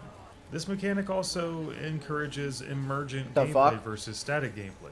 For example, if the player is How about did to it get kill me? detected in Did they combat rewire and they it? want to use the air takedown, they can use something like the optional camo ability to safely exit detection range, giving them the chance to reposition for this mechanic. This is what I'm talking about when I talk All right, about let's go for game the 6 mechanics. kills at once. Think we can do that here.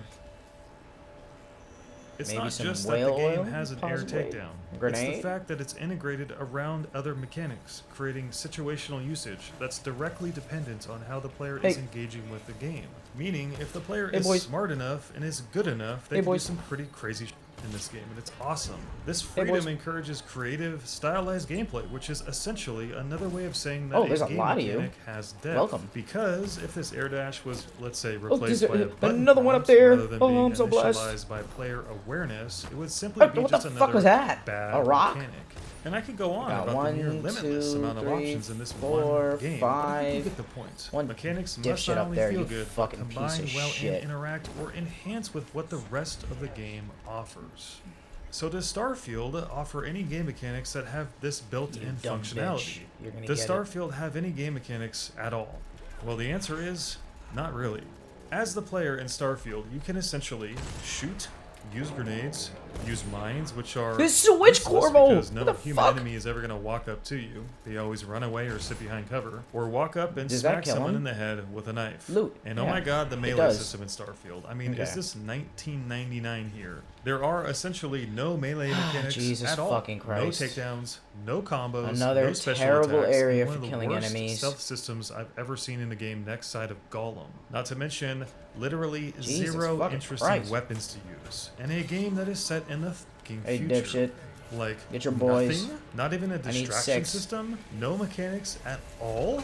Sure, you can use Fuck. the game's various powers to spice things up, but none of them interact in any way. Once again, no mechanics at all. Partially because powers have no direct interactions, out of cover. and also Can't get me. because you don't have the mana In and to out, use in 2 and out. powers in a row that could have interacted anyway.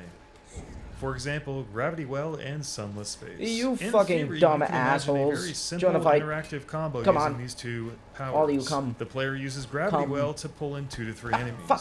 Then they swap You to killed Sunless your Space boy! What is and what freeze what them. are you doing? Sunless Space has a splash radius to it, so it's the perfect complement to Gravity Well, which sucks enemies into the center of it. This is a very Yeah, I'ma basic just go. interactive combination that is Just gonna not do this. possible in Starfield. Once you cast Gravity Well, you don't have enough mana, and when you regen enough mana Wow. to use Sunless Space, Fucking the wow. Gravity Well has expired.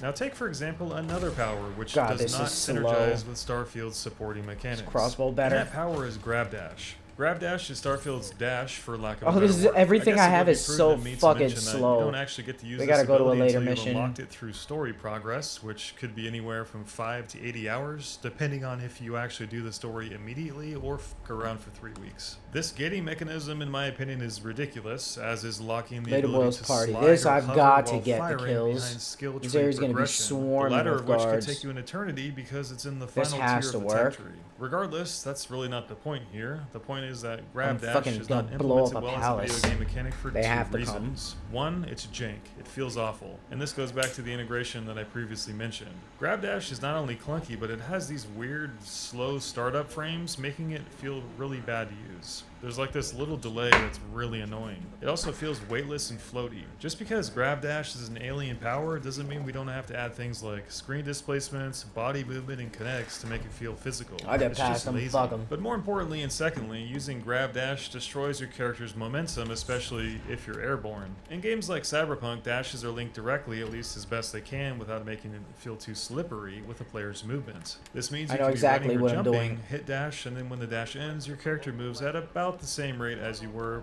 prior to the initial dash. This is typically best practice Oh, because fuck, I nobody forgot wants where to to use go. dash and feel like they're being slowed down. This is particularly bad in Starfield because all of the game's exploration Oh, requires weavers? large amounts of on-foot traveling amidst the sea of rather Ooh. empty, barren planets. Oh, shit, because this the is game perfect. doesn't have any land vehicles, which is also lame, it would have been very nice if Grab Dash was animated smoothly into the player's movement so that momentum could be kept. Close your eyes and you can instantly imagine chaining Grab Dashes with your hover pack while moving around the planets to cut down on travel time, if even for a little bit, but you can't.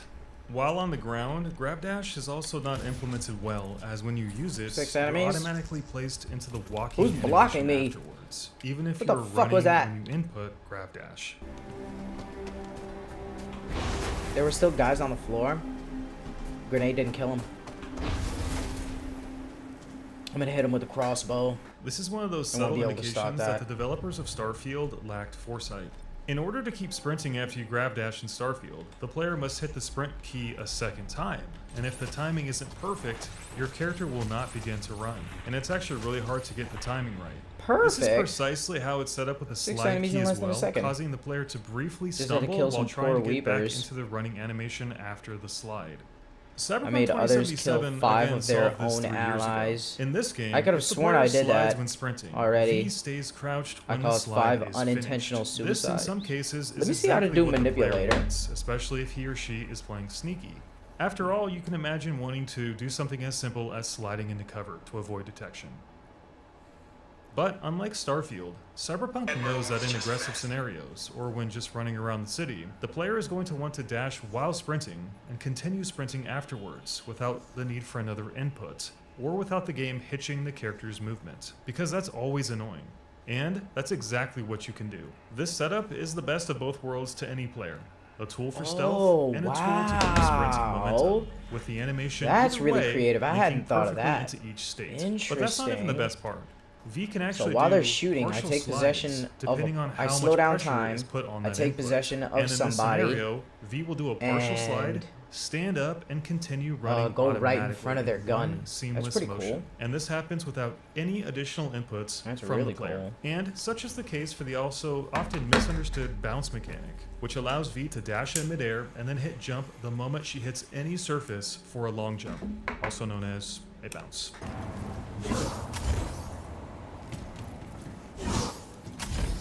This freedom of movements is so precisely engineered that no hitching happens, providing total control, absolute readability, This and seamless 2.0 update transitions. is fucking On insane. the I other hand, love it. Starfield's parallel systems Open world is provide still kinda sluggish boring, but movements with unnecessary guessing Action games. is really good. I suspect it's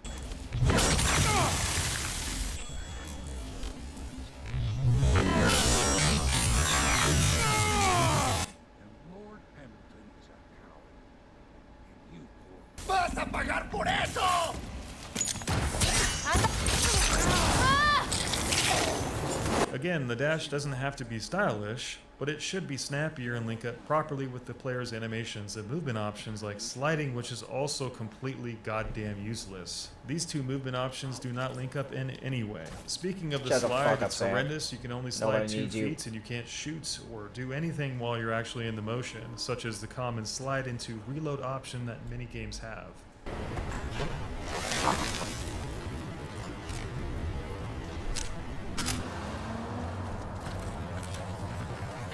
This and the possession.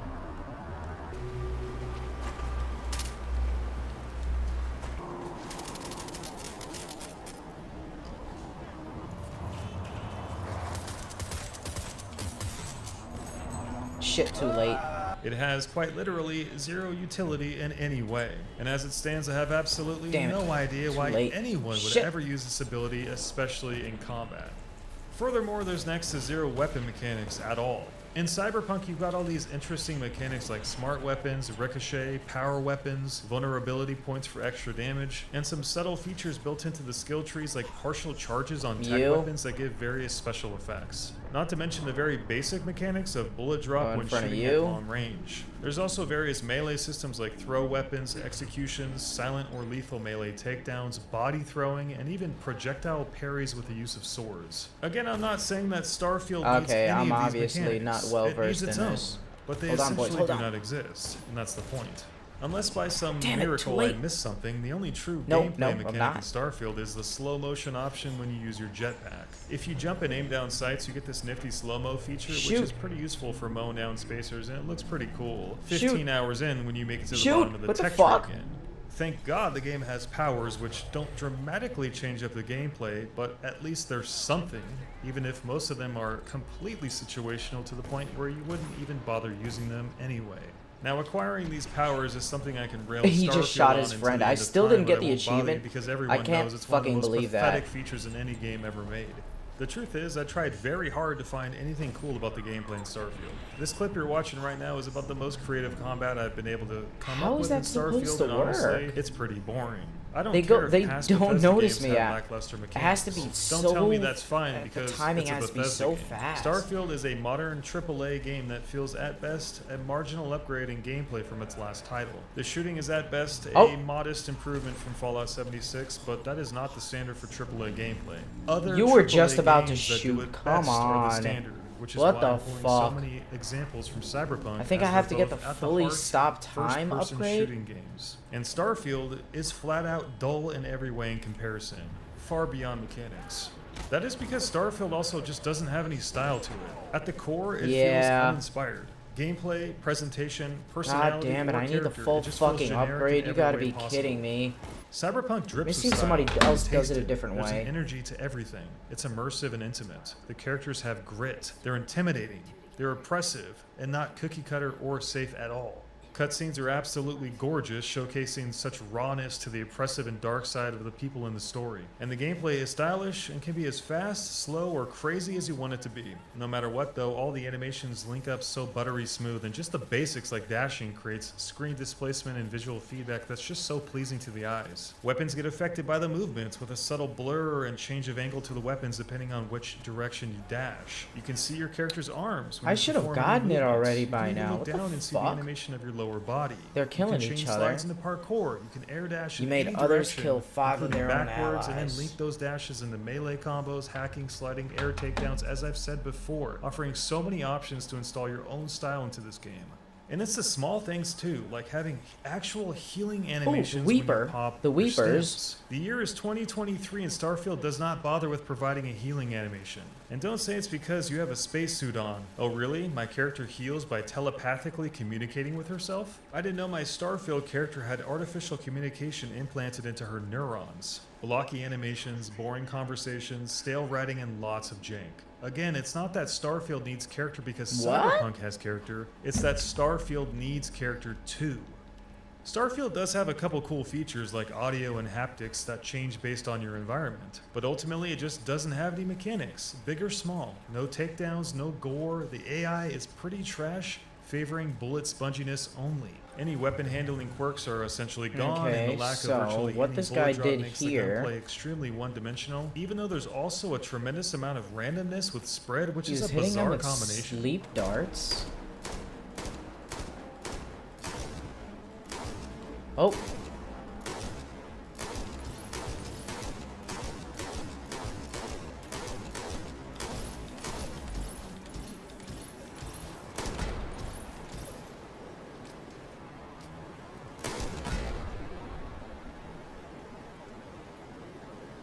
I think I did that wrong.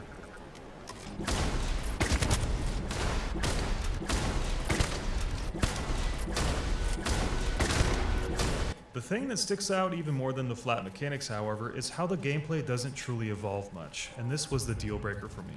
People talk a lot about gameplay progression, this feeling I that a think game their evolves over the course of a flies kill playthrough. each other. Many games adopt this philosophy, but Starfield does not. And the easiest way to see this is to trace the gameplay back to the very beginning. And when you do, you might discover, as I did, that playing Starfield at the 50-hour mark actually doesn't feel that much different from the introductory shootout. If you examine the first combat scenarios of both Starfield Oh, and Cyberpunk shit. 2077, they're actually pretty similar. Small area, just a few enemies, and the player pretty much has a pistol. In Cyberpunk, you could do some additional stealth, but even still for most players, the encounters will likely pan out the same.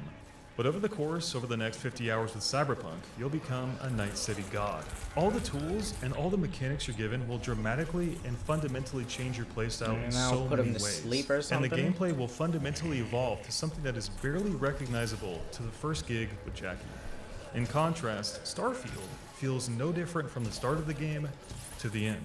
You might pick up some new weapons, you might press the power button on your controller, or hover with your jetpack, but that How does that is work? essentially it. The reason VATS was installed into Fallout It was must be because the Fallout flies. also didn't have that many interesting mechanics, but at least it had VATS to bring it some character and style. And without VATS or any interesting mechanics, gameplay in Starfield is run-in-the-mill and not at all special.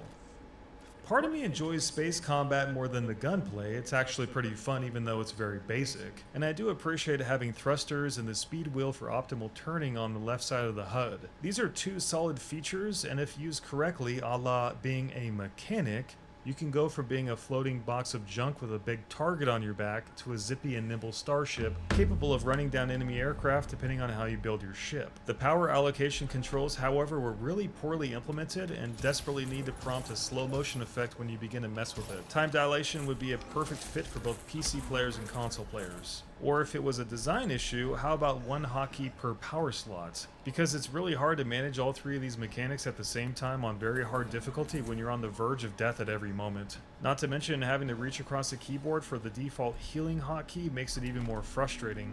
Furthermore, it also sucks that you can't fly out into space in any way, as you're essentially confined into this small window of a playing field with a giant planet in front of you that gets no bigger or no smaller no matter what you do. It really is a shame how the entire Starship experience is limited to this square box of a space when you can imagine so many possibilities. More stations, more ships, more unique encounters, black holes, really anything to break up the endless samey space gameplay. However, the entire shipbuilding aspect of Starfield is pretty good. There's a lot of stuff to mess around with, and if you're a Lego whiz, you can make some pretty awesome stuff. But the process of building can be pretty annoying. Not being able to save partial builds is extremely annoying, and I had many frustrating nights where I had to restart my shipbuilding process. Also, building high-tier ships with parts from multiple You guys gonna attack shipyards each is other? absolutely stupid. I just don't have any other words for it. Many ship parts are tied to manufacturer shipyards, and it's not uncommon to need access to several systems when building your ship. So in this case, the player has two options. One, start on an outpost landing pad and access the shipyard console. This will give you access to lots of ship parts from many different providers. However, of course, not all of them. The second option is for the player to start their ship build from a shipyard manufacturer, which then only gives them How the access to that fuck? manufacturer's parts, though. How the Even if fuck you've did never that played guy get this Starfield, you achievement? can already see what the problem is here. And that is that the player never has access to all the ship parts at a single location. So this presents a quandary, which is forcing the player to start building a ship with the limited parts they have before traveling to each manufacturer's star system in order to buy the remainder of the parts that they need.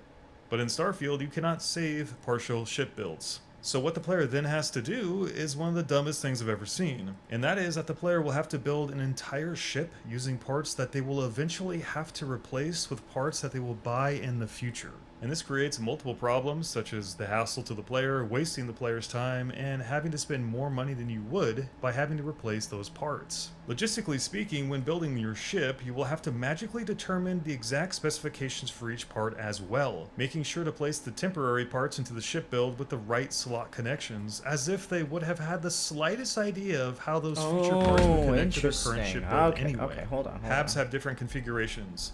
Wings have different configurations. Engines Alright, hold have on. different configurations. Every ship is unique and requires planning on how things are connected. So I say again, how the hell is anyone supposed to know how to do this? What Bethesda is asking you to do, if you want access to all the ship parts, is to learn how to see into the future. I mean, imagine the scenario. You start building your ship and you're scrolling through the list of engines you want. You realize at that moment that the game has 5 additional unique shipyard vendors that have custom engines that you might want to use. You haven't been to these shipyards yet, but you know they're out there. They did but do an you area were, attack. like me, too annoyed to sit through another 45 loading screens to travel So out they to do these an systems and area back. attack. So you're sitting there, thinking, this sucks. But then you realize even more so, engines have different connection blocks to them, and not all of those engines you might want to fit into your current ship build is actually going to fit. So you can either strip down your entire ship and reconfigure basically everything about it, or you can guess that the engine you will eventually need in the fucking future is going to fit into your ship build.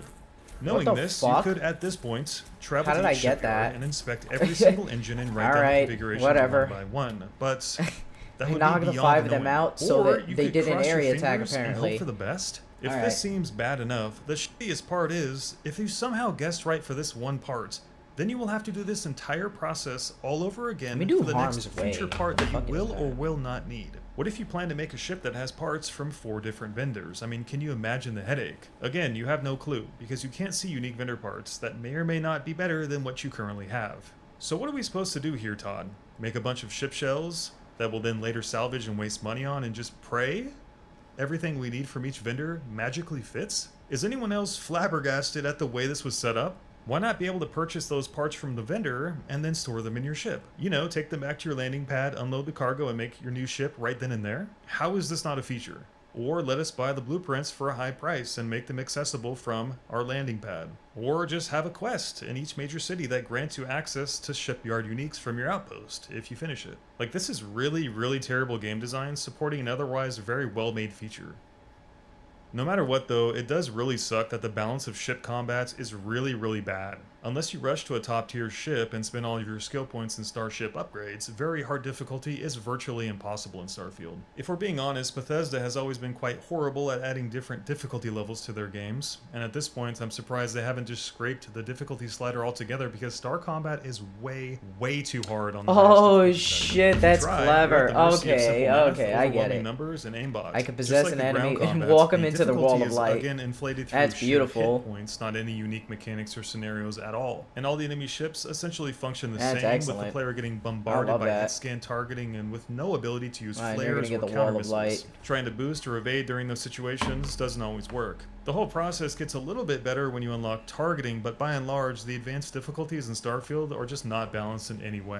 The Vanguard training ship simulation missions truly expose how busted and unfair very hard ship combat is early on. But even during story missions or normal pirate fights, it's just way too unfair unless you want to cheese enemies by kiting using superior range. I can in some way tolerate the bullet sponginess in ground combats because you typically have more space to move around. If you have good tactics, you might prevail. You could theoretically be level 15 and take on 10 plus level 25 ground enemies, but the second you get ambushed by 3 level 17 ships in space, you get washed in 10 seconds with absolutely no way to avoid it beyond praying your grav drive doesn't get destroyed before you can make the jump to hyperspace. And this in turn encourages players to spend their precious points in ship upgrades even though you're not even sure if they're going to help you or not. Especially because there are no mechanics to mitigate damage or avoid taking damage unless you're able to swing behind your target and shoot them in the back. But even if you manage that, you're typically being blasted from 3 other ships at the same time. And this imbalance sucks because if you're like me and like to play on the highest difficulty, you have to constantly change your difficulty levels when you get into a ship fight. And then once it's over, you have to go back into the menu and change it when you land on a planet. This isn't fun, especially in a game where you're already spending most of your playtime in menus and sitting through loading screens. It's just a pain in the ass, not to mention it's utterly immersion breaking and tension shattering. At the end of the Crimson Fleet questline, there's a section where you have to push back UC ship invaders, and within 15 seconds you get blown into 1,000 pieces every time you get close to the big ship. Even if you have the best possible ship, this section is nigh on impossible on very hard difficulty. And the only way I was able to finish it was to do some damage, run away to a different system, and then grav jump back 5 different times. And honestly, even then I was barely able to finish it. It was just embarrassing. Ultimately, Starfield's ship combat was better than I expected, but it quickly turned into a game of how can I cheese this fights, or how many ship parts am I carrying? Part 3. Story, characters, missions, and everything else. Now, seeing as how I wasn't particularly impressed with Starfield's exploration and combats, I was really hoping the story and the RPG elements would blow me away. Starfield's story has the player following a group called Constellation, who are on a quest to discover the nature of shiny floating objects called artifacts. It's your job to join the team, adventure out into space, and I have to rewire it. Oh, that makes sense. I was expecting a few things here. An exciting introduction, great characters, and some compelling material to work through. Surprisingly, Starfield has a pretty boring introduction, which is really weird. Yeah, Lady Boyle's party. They've mostly done that a good job the easiest, in this department. So the game opens up from black with a player riding down a mining shaft, where you meet a woman named Lynn and her team. You then have the distinct pleasure of walking slowly down a cave while mining rocks until you stumble on an artifact. That's essentially the beginning of the game. At this point, your character passes out, and you awake as one of the chosen ones. So yes, it's another one of those games in which the player goes from an absolute nobody to the most important character in the game in about 5 minutes. Historically, not a terrible paradigm, if not cliche, but the thing about Starfield is that it's wrapped around a very slow, uneventful start, whereas other games set immersive stages. Skyrim had the dragon attack, and Fallout had the nuke. All 3 games essentially accomplish the same thing, narratively, yet only 2 games take the time to set the stage properly and deliver memorable set pieces. Starfield's intro is flat out boring. The player then moves on to meet Barretts and kill a bunch of enemies, and then is miraculously gifted an expensive starship because again the player is now the chosen one. We're then told that we have to travel to Crete and murder a bunch of space pirates before we can go to New Atlantis. And it's at this point that the player immediately then becomes accepted into Constellation, an impressive reward for a half a day's work. The whole thing is just so Oh, the abrupt and has beautiful virtually wall of no light. lead-up, making the transition Need to from rewire it. broke cave diver to future savior of the world feel pretty damn cheap. There As it in is. just a few conversations, Need without the learning key. anything about the character we're 20 playing, as a and key. hardly anything about the people we talk to, we now get to depart on one of the most important missions humankind has ever ventured on since they left Earth. Not exactly the thorough story developments I was expecting. From here, as Constellation's new hero, the player can either work through the main story, which isn't very long, join factions, or complete various side content. And if you're just going to examine the main story, it's safe to say it's actually not all that interesting, and there are a few reasons for it, at least for me. One of my main problems with essentially everything narrative in Starfield is the extremely dry presentation, particularly in the talking bits. Let it be clear, Starfield has no cutscenes, and I don't think this is a good thing, and let me explain why. Part of playing an RPG is being engaged through the mountains of dialogue and can't possess subtitles. anybody? After Oh, I all, can't role-playing games are disappear. based off of stories and Okay. people, and typically, the playtime is impacted heavily by interactions. Ergo, we read and listen to a lot of people talk. There's a lot of writing in Starfield, and just Oh. for the record, it's not very good. And when the writing isn't great, the player is required to My be bad. inherently interested in what a game is saying in order to prevent from falling asleep. When you make a game like this, you typically have three choices. Pre-made cutscenes with a directed camera, this is what The Witcher does, alongside other third-person games. Live scripted conversations with a directed camera, this is what Cyberpunk does well, and a lot of other first-person games try to do well. What's really interesting My about bad. this setup is that the conversation I gotta wait for her to extends leave. far beyond the person talking to you. Characters and camera can move around, people can come in off screen, and things can be happening in the background. This, by all accounts, can be the most immersive yet labor-intensive technique with a very high payoff. Again, keep the player interested. We're playing a game here, we're not reading a book. The third choice is to do what Starfield does, which is static Yeah, she's dialogue gotta join the between party, two the woman in people with black. a non-moving camera. Video games have been doing this for a very long time, and it wouldn't be a stretch to call it dated. And the reason is that it's boring. Bethesda's choice to make the person you're talking to super big on the screen and everything else really blurry in the background with no moving action or a directed camera or no moving pieces speaks to a cost-saving mechanism. And if I can be frank, this really isn't a conversation. This is a character staring at you speaking words. What the fuck did I do? Conversations, on the other hand, exist inside worlds of motion.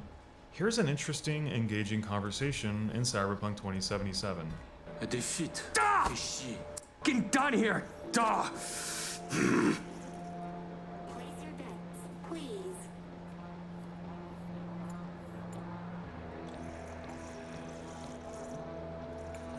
Can't help feeling I interrupted something when I walked up. Do not worry yourself about this. Oh, come. V is just being cordial.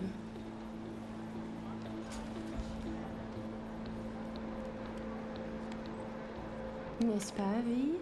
You weren't snooping just now, were you? Still no sign from Reed, V. Got a sinking feeling about this. Place your bets, please. Eight's my magic number, so. Ah, you got me. On to you big time. But in my defense, you guys stand out, even in a crowd like this one. Oh, really? Listening to conversations of strangers can be dangerous.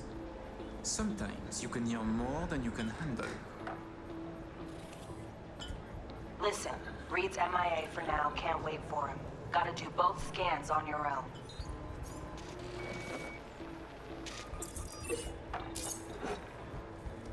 We were discussing local politics, specifically our host, Monsieur Kurt Hansen.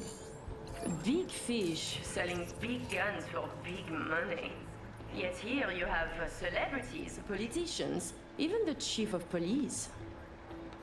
So My I bad. was thinking, perhaps Hansen would do better by being a véritable businessman, no? I claim he would. Mon cher frère disagrees. 36. Even. Red. Guess it's not my lucky day. Place your bets, please.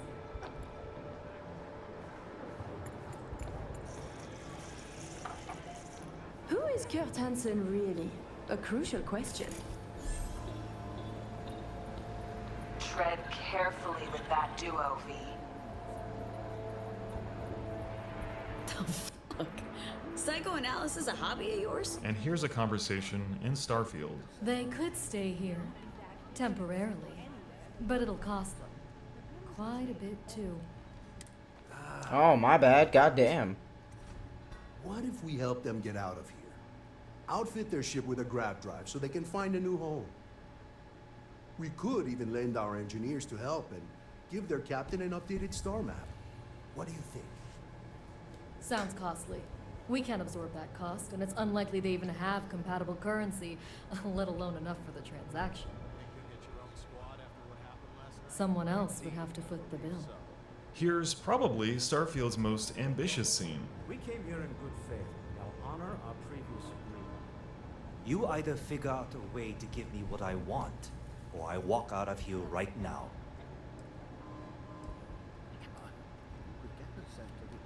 I'm not hearing here's the money. We would have wrapped up already if we hadn't gotten greedy.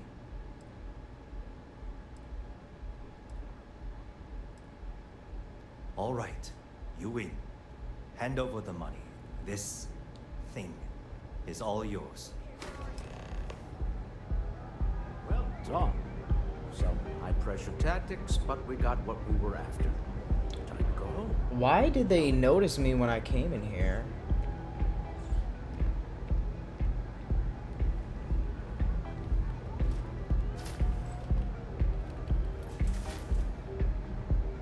It killed somebody. I remember going through here before. They didn't notice me at all. They didn't give a damn. I have things I wish to discuss with you. Stop right there.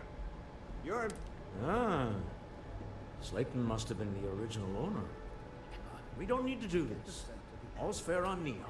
All right? Hand over Mr. Slayton's property. Now.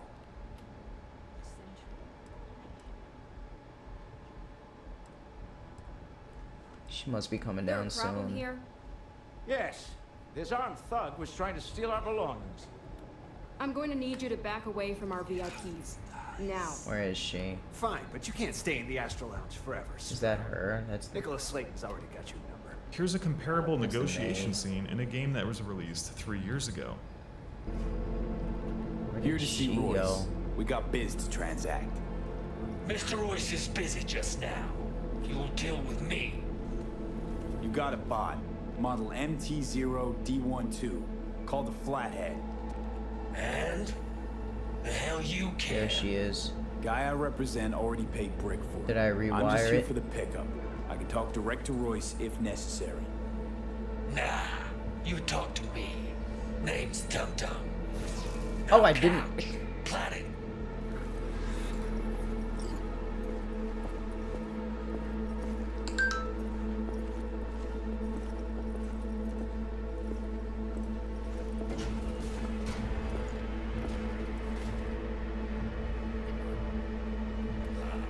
Well, shit.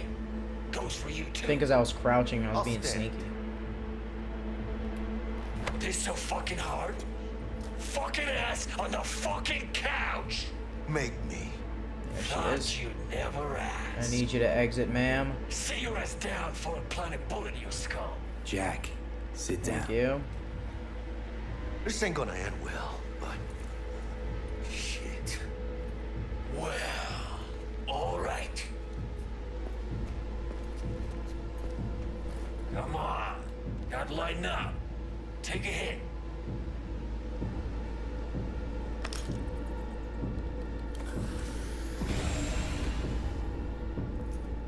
Better. Okay. Now we can talk. Okay. It looks good. It looks good. Here we go. The Flathead. Model MT0D12. Oh, stop! What the fucking snitch? See it. Suit yourself.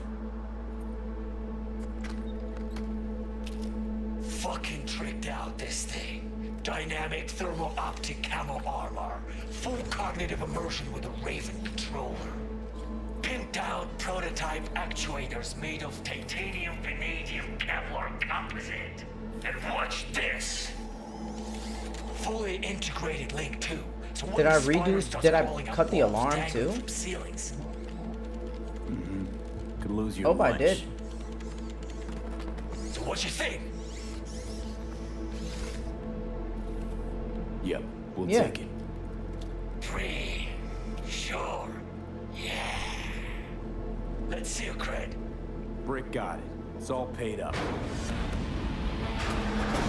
Brick got it. I don't see any fucking brick around here, do you? Come on. Can't expect me to pay for this thing twice. And who the fuck are you to say what can and can't be? You'll pay twice because I say you'll pay twice. Please, bye-bye. Alright. You want the flathead? I better see some eddies. Relax. Got him right here. Just like that! Without batting a fucking eye! Want it or not, I got places to be. Alright. You know, you never did say who sent you. Never did say who you're working for. Dexter Deshawn. Can't possess him? The fuck? Dexter Deshawn. The lord ass who punching animal fucked half of Pacifica? The fuck? No, he's alive, well, and kicking. And he sends his regards. Where's this guard that was So up you're gonna here? consider my offer now? I can't put. What the fuck? Cred's on this.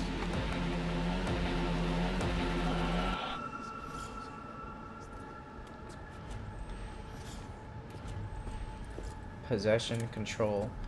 Oh, I don't have it upgraded. Oh, fuck. Flathead's good gear. I'm so Do the goddamn trick for you, stupid. Whatever the trick is.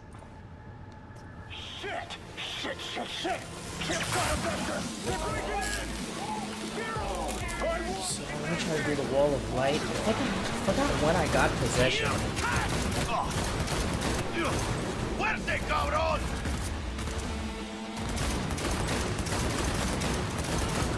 Dropped one!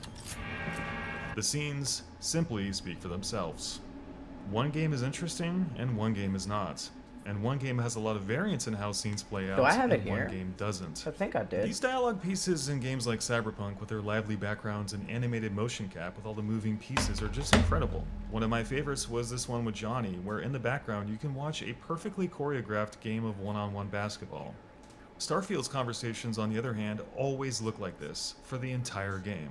Bethesda has never been up with the times, but I thought Starfield would be the game that pushed the envelope and made things really immersive and detailed, at least extending beyond their comfort food basics, but that's not the case. It doesn't matter where you are or what you're doing. Every single scene in this game looks like this, and it gets old fast. Even when Cyberpunk does the exact same cutscene as Starfield, the results are miles apart. Take the palm tree scene in Phantom Liberty. This scene is not unlike the conversations in Starfield, with a big character on the screen and a fuzzy, blurry background. But unlike Starfield, this scene is actually great, because the style isn't used that often, and it's artistically relevant. The personal framing here suggests a tender moment. The characters are acted with a deep resonance to the story. The design is purposeful, and most importantly, the characters are interesting and the writing is just plain good. The frequency of the dialogue is covertly destructive in Her Starfield. pussy's and on may his very well be shoulder. one of the biggest issues with the entire thing. If you think about it, Starfield actually has more dialogue per hour of gameplay, assuming the player is doing missions or Possession, story content, nope. than any other game When Bethesda the has fuck already did made. I get it? This is mostly because, as I discussed before, exploration Excuse me. has been streamlined. Starfield, Chapter all things 8? considered, is an experience wadded by loading screens and fast travel, not by walking, not by driving, and not by running. You don't travel across the lands, you don't pass any borders, you fast travel and that's about it. In Skyrim, you were exploring and going on adventures. In Starfield, you just kind of zip around from NPC to NPC after completing your objectives. And when you primarily fast travel, the game time after completing that mission Yep, is I got it. condensed into, you guessed it, talking. And this is why Starfield has more talking or reading per hour of gameplay than virtually any other RPG I've ever played. Of course, again, assuming the player is doing any narrative-based activity. Find that wall of Honestly, the electricity. frequency and the quantity of it wouldn't be so bad if the writing was top tier, but mostly, it's pretty disappointing. See, now you starting to sound like me. Next thing I know, you be trying on my clothes. Won't look as good in them, though. You can break it down in a variety of ways, but at its most basic, Starfield's writing is so utterly generic. For lack of a better word, it's boring.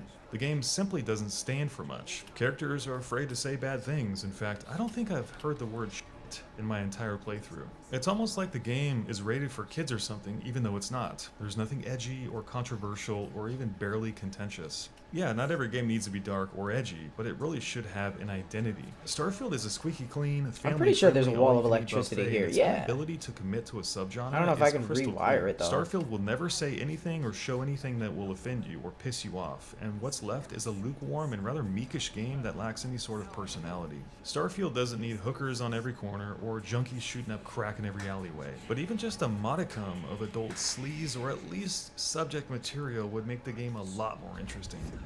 The problem is tone.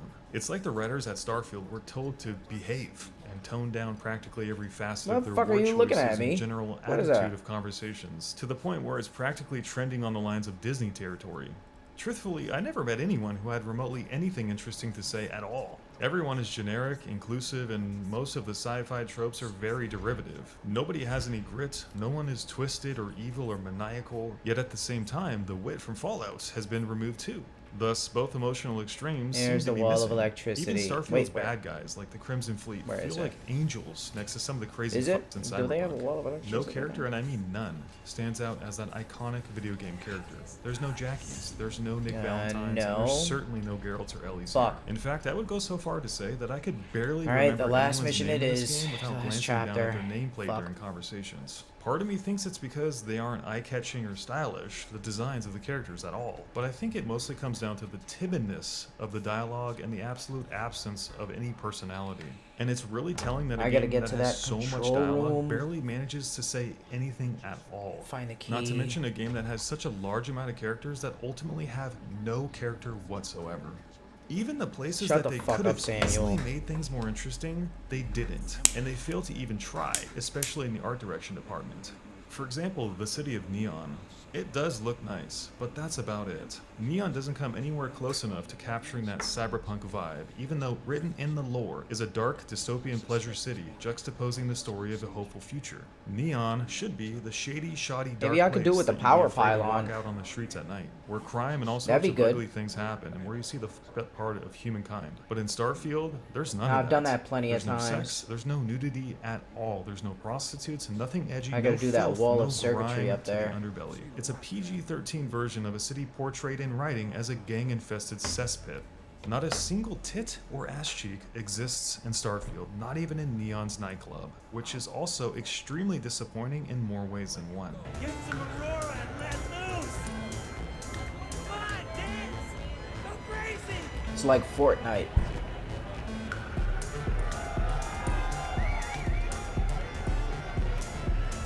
Take it easy.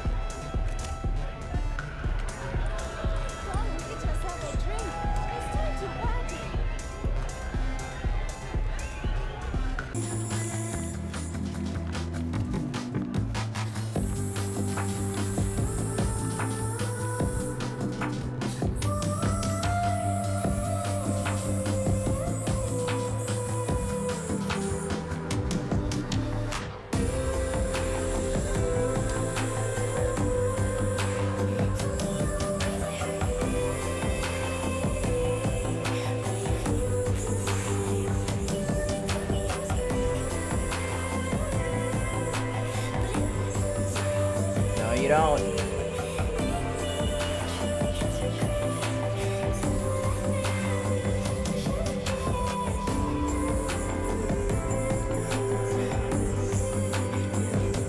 Where's the wiring for this?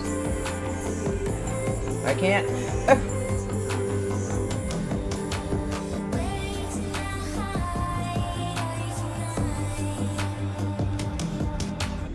I'll take you. Suicide.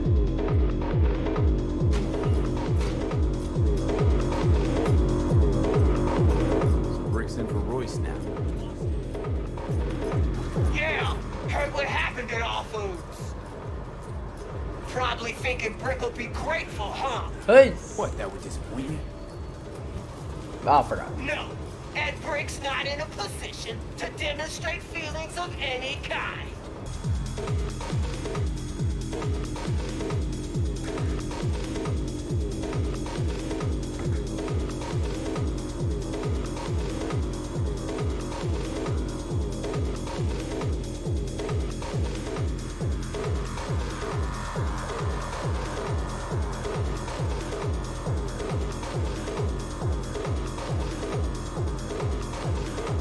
There's gotta be another wall of electricity.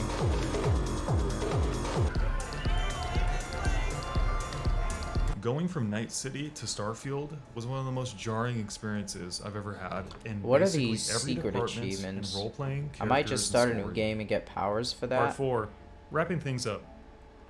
If I'm being entirely honest, I had Play the plans to game talk in about low a lot chaos, more things in Starfield, such as the all companions, the slackjaw side questing, the missions. story, and the RPG elements. But as I continued to play more of the game, I realized there just wasn't too much to say Possession about of a any of fish. it. Ironically, Yeah, I played a I lot of gotta do Skyrim, that. and a Hold lot on, of surprise Cyberpunk them in the fish off out time here. creating this video. Cyberpunk offers some of the best gameplay with an intoxicating, mature world to take in and some great characters to boot. Skyrim offers the best of exploring and the ability to embrace the role-playing aspect of a video game. These were the elements I was hoping to see in Starfield, and I only found I'm them in swimming. my spare time playing these two games I'm that are out. far better in Please. practically every way. I'll be the first to admit that I did enjoy myself to some degree while playing Starfield. There's something about Bethesda RPGs, the ability to just do whatever you want and create your own kind of experience. Grab I that am, live in grenade, some throw way, it back, at least for a killing an while, attacker. drawn to that freedom. But that feeling didn't last the Neutralize same art. way that it did All with key Skyrim, targets a using game that I can still indirect return means. to this day That's and interesting. enjoy myself greatly with. Killed And to Morgan think I have no Pendleton with desire Steam. whatsoever to return to Starfield after one playthrough actually makes me Interesting. kind of sad. I guess the more I think about it, I just couldn't get absorbed into Starfield beyond that initial feeling of it being something new. The Oh main yeah, quest just Slackjaw's- isn't captivating at all. all and dragged down by some Slackjaw's of the side most boring mission missions. designs seen in a Bethesda Complete the game One in thing low Starfield chaos. does do well is not making the same mistake as other RPGs. Starfield makes the narrative seem important, yet not 5 overly unintentional critical. You are suicides. essentially just trying to figure out what these strange floating artifacts represent. That is, for all intents and purposes, your main goal in Starfield. The world's not ending. You don't have to save your son. You just have to figure out what things mean. And that might take some time. Perfect. This provides a great backdrop for you to do all the I wonder things if you there's want a to wall without of feeling light like you're further conflicting with into the the main base story. that I can and you get. can, like I did, ignore the story for 50 hours and come back to it later on without feeling like you should have been there. But ultimately, the story is disappointing. The entire artifact angle is so atrociously done, I can't even bring myself to write more about it. The content conflicts so heavily with the mystery of it. What is out there? To think that this infamous question is broken down into fast traveling to Vladimir's ship, where he asks you to fast travel to artifact temples that sit no more than 200 meters from randomly generated encampments and POIs, yet no one has even seen or discovered them, is so unbelievably soul-crushing. To think some of the team working on this game made the characters and backstories of the Elder Scrolls, made a completely unlikable character cast, is absurd. I could write a book on how generic the characters are, from Sarah, who acts like your mom if you steal a pen, to Sam Cole, who's one of the most boring characters I've ever seen in a video game. This is a guy who quite literally has nothing interesting to say at all. Then there's a church kid and Vladimir and the rest, so unbelievably boring and void of anything that could make a character interesting. Ironically, the most interesting characters in Starfield are actually the robots. Vasco and Kaiser have the most engaging dialogue, and they're actually pretty funny too. Better yet, they don't pester you when you want to, role play or don't want to play babysitter. Ooh, To think Wall of Starfield Light. has the framework of endless choice, yet none of the choices really matter is depressing Let's do too. that. Starfield allows you to join every single Wall of faction Light with is that basically connected to? zero Right over there? consequence, Let's and go not there. a single NPC seems to care about any of the conflict unless, of course, you have a bounty on your head. In fact, despite Oh, this centuries of Wall of war, Light everyone in Starfield works. seems oblivious and optimistic of the future and has no problem with each other. And the game shows little, if any, signs that any of it actually mattered or happened. In fact, you can't even really be evil in Starfield. The game is hell-bent on never developing any villainous characters and barely offers the appropriate options for companions in the Crimson Fleet. As we all know, the ability to influence the wider narrative and story is nigh on irrelevant, so no point hammering on that. But just playing evil freely is also a bunch of hassle. For one, the entire bounty you're system is going- completely inane. If you, the player, blow up a friendly ship on the edge of space, apparently everyone in the the galaxy fuck? instantly knows about it. Despite the fact that apparently it's impossible to communicate beyond individual star systems. rewired it, After didn't all, I? there's no communication network in Starfield. Yeah, I did. There's no phone, there's He no doesn't comms die network, if even though I- it's centuries into the future. If the game wants to write that into the history of the game, then it So also whether I should know rewire that it or did this not, unless they there was a don't witness that die? escaped and hyperjumped into UC-controlled territory. What? You should, like many past games, be able to see that iconic "Last Witness Killed, Bounty Removed" message What the upon clearing fuck? the area. Because if this isn't the case, if the player does anything remotely bad, they have to fast travel back to a system that isn't controlled by UC to What? clear the bounty. And if it is, you're instantly attacked on sight. And while you're getting attacked, you cannot land. And you get an incredibly high bounty for fighting back, forcing you to sit through even more loading screens to return to an It's outpost on. and purchase I a bounty rewired station it. to clear the status. You can trace this perplexity down to the most minute level. I dare you, steal a pencil it when no is. one is watching and I watch rewired it. It's NPCs open. 3 rooms over who didn't see you scream for help. I guarantee you, 5 seconds later, you'll see 10 red blips on the radar and be shot immediately. But it really doesn't matter anyway. No matter the crime, mass genocide, or a pencil, you can always clear it with a bounty system and go about your merry way. The game never holds you responsible to the choices you make, and in fact actively goes out of the way to ignore them. Starfield is a game that shattered my sense of disbelief on a regular basis because of this.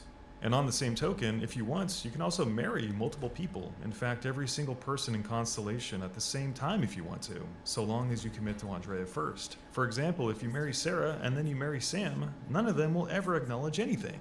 I guess the future is free love, but doesn't really make sense for an RPG. And also, if you want to, you can murder all of New Atlantis and then proceed to fly to your outpost and buy the bounty off. Did I already rewire it though? Yeah, it's open. Yeah. Come back and no one ever says anything. What the fuck? The game doesn't acknowledge you. No content ever gets locked off. A stark contrast versus Baldur's Gate 3, where in the first act you can set off a And chain it's gonna be reaction of annoying because I'm gonna things have without to even knowing it do and never be able to change one any of it. playthrough In an RPG, that's called accountability. only and using is a Blink major impetus for repeat and one playthroughs. playthrough Starfield is a game about the future, only, but the irony is that much of it feels out of date in today's time. Bethesda's and game one template was playthrough so I dated can before upgrade Starfield, and get Starfield the wall decided of not light to add any fresh circuitry air to it. thing. Starfield simply doesn't innovate enough in the gameplay departments and the mechanics too. And a No good New story Game and Plus a memorable really cast of fucks characters up to the support it trophy is run, also man. absent. At the end of the day, Starfield is a safe game, tepid, and even perhaps unconcerned with standing on its own 2 feet. I had Let me looked try forward it to one Starfield more for time. years, patiently 'Cause what waiting the for fuck? the engaging epic Maybe space a RPG regular adventure guard. of the generation. What Maybe I I have found to try was a different very guards. boring video game, void of any character, style, Oh or God, substance Sam, you that other dumbass. recent games brandish so You're gonna tell confidently. me I'm a piece of It shit. may be a step up in scale from the previous games, but it's a big step backwards in overall game design in the areas that matter. If the game had a great story and a great cast, it would have helped a lot. If there was freedom to roleplay and the game held you accountable for your choices, it would also have helped. But perhaps not enough. Starfield's exploration isn't compelling, and the feeling of traveling a great world into the late hours of the night while getting lost and surprised is virtually non-existent. The game would honestly have to overhaul so many elements to make it great, and I fear that won't happen for a long, long time. Perhaps I'm being picky, but I don't really think so. A game this big doesn't come around very often, and to see it provide so very little of what could have made it special is very disappointing. In the end, Starfield, set very appropriately in the endless bleak vacuum of space, isn't a game I'll be coming back to anytime soon. Nominees, but nobody cares. What are you talking about? The Game Awards viewership is rivaling like actual big production events in traditional media, but no one cares about the Game Awards? What?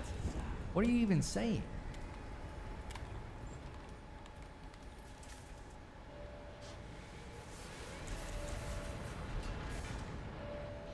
I think that people who play the games should have been able to put in nominations. But the issue with that, the problem with that is these outlets have people assigned to play the games. If you have somebody who's really good at fighting games at your studio, at your outlet, you're gonna have them play like Street Fighter, and then they're gonna write your review. And then after the year is over, they go to these 120 outlets and they're like, give us the best racing games, give us the best fighting games, give us the best this. And you know what those outlets do? They comb back over their expertise and their reviews, and they submit their answers.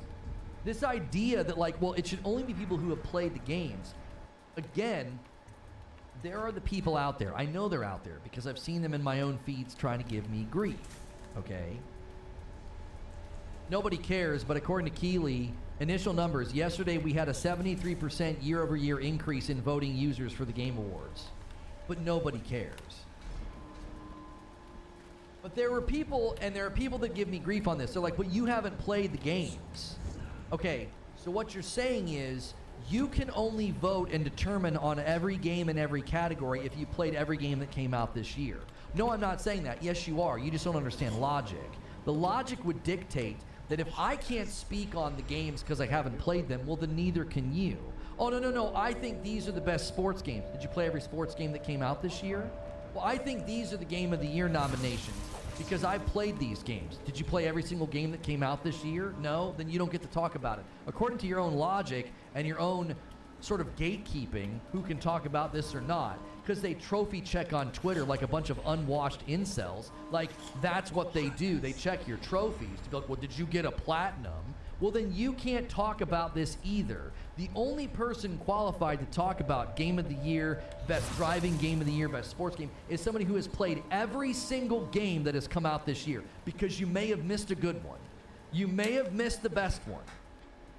You may have missed the Game of the Year indie that hit Steam and you forgot to play it.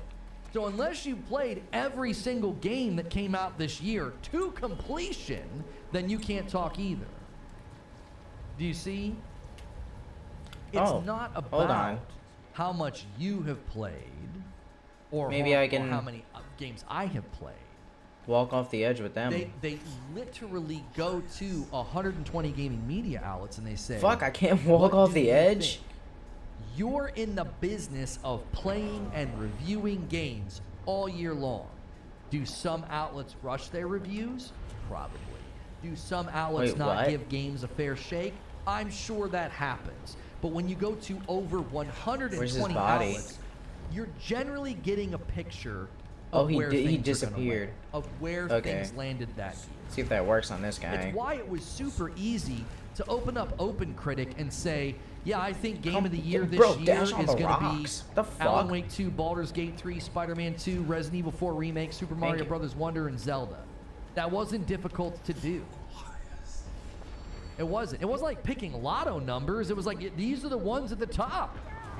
I don't see how anybody gets out above these. They're at the top. They're great. And instead of celebrating how great the year is, we're trying to run with conspiracy theory nonsense from people who post fake clips of bugs on Twitter to try to hurt a game rather impotently. That's the people you're going to run to for your narrative on like an Xbox tax or like this is rigged or something, like this is shenanigans. Come on. How the fuck? Large numbers should eliminate noise. That's exactly right. That's exactly right. That many outlets weighing in, you're not falling prey to a bunch of outlets who, like, you're trying to insinuate that the outlets haven't played the game. Oh, end possession before I run into the wall of light. You're trying to insinuate, well, these outlets didn't all play the games. It's like, this goes back to all right, so let's do that a few times tiresome to a few discussions guys we had about Starfield. Let's try that. The people that play the game for 50, 60, or 100 hours and leave a review, well, they're lying. Because nobody plays a game that long and doesn't enjoy it. They're lying. And then there's the people who only played for like 12 or 15 hours like myself. Oh, you didn't play long enough. It's an unfalsifiable position.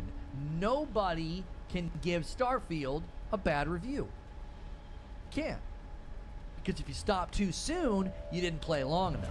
If you play long enough, well, the only reason you played long enough is because you enjoyed it and you're just a liar.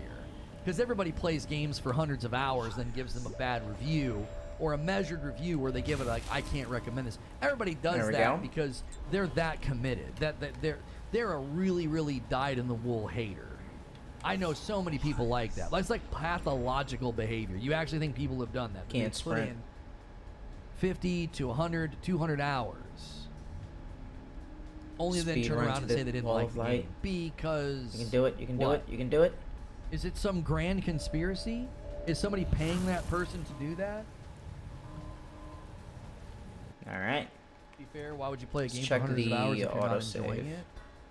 That discussion is so tired because you're asking a question that presumes something that isn't true. It's a bad faith question. You're presuming that somebody giving it a low score or a do not recommend means they weren't enjoying it. That's not true. You're just basing your question off of falsehood. It's a bad faith question. So I can play a game to its completion, and I can say, yeah, I really wouldn't recommend this game. That doesn't mean I'm saying I didn't enjoy it. I hated every minute of it. There were nights where I cried myself to sleep after a playing session because they were so bad. I think that was 5. No, that's not what I'm saying. You can put time into a game and conclude there's good, there's bad. Get over here. The bad outweighs the good. I can't recommend this game. It doesn't mean you were in misery the entire time. I could give an example. I love the Borderlands games. And the Borderland pre-sequel is one where I put in the time, played it to completion, and I told people, I don't think I can recommend this game. It's not as good as the others. It just isn't. So you didn't like the game the whole time? No, I didn't say that. That's what that is that's basically passive false summary. It's like a version of straw man. It's like, well, I'm going to turn your statement into something that's not. Nobody that left those reviews were like in misery the entire time. The sum of the game's parts, they're like, I can't recommend it. We've done this with movies and shows.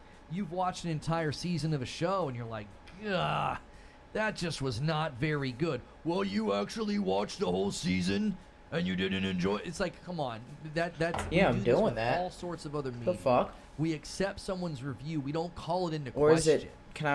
Does it only Yeah, like yeah, work you with watched the whole civilian thing? targets? You know, you watched all 3 of the Star Wars prequels and you concluded that they were bad. Well, why'd you keep watching? It's like we wouldn't do that with any other media form. You wouldn't continue eating something you don't like. There it is. Now what you're doing, Cliffo, is you're ignoring everything I just said and you're restating the false summary. You wouldn't continue eating something you don't like, though. Once again, a reductionist summary of a negative review after hundreds of hours. You're saying the negative review means they didn't enjoy the game at all. That's a false conclusion. You're basing your question and your premise on a false I don't conclusion. even have it's a the bad skill. Faith question. Shit. It's disingenuous. It's dishonest. God damn it. You know that it's not true. You know that somebody can play a game for 20, 30, 40, 50, or 100 hours, and they don't hate it the entire time. There's elements that they might enjoy. Maybe they enjoy questing. Maybe they enjoy looting and shooting. But the UI and the NPCs and the bugs and the glitches and the loading screens, they just wear on the experience. Do you see? This is like, not they're working. not saying I give it a thumbs down. I hated every minute of it. They're not saying that. You're claiming that they're saying that so that you can denounce their review. It's just dishonest sleight of hand.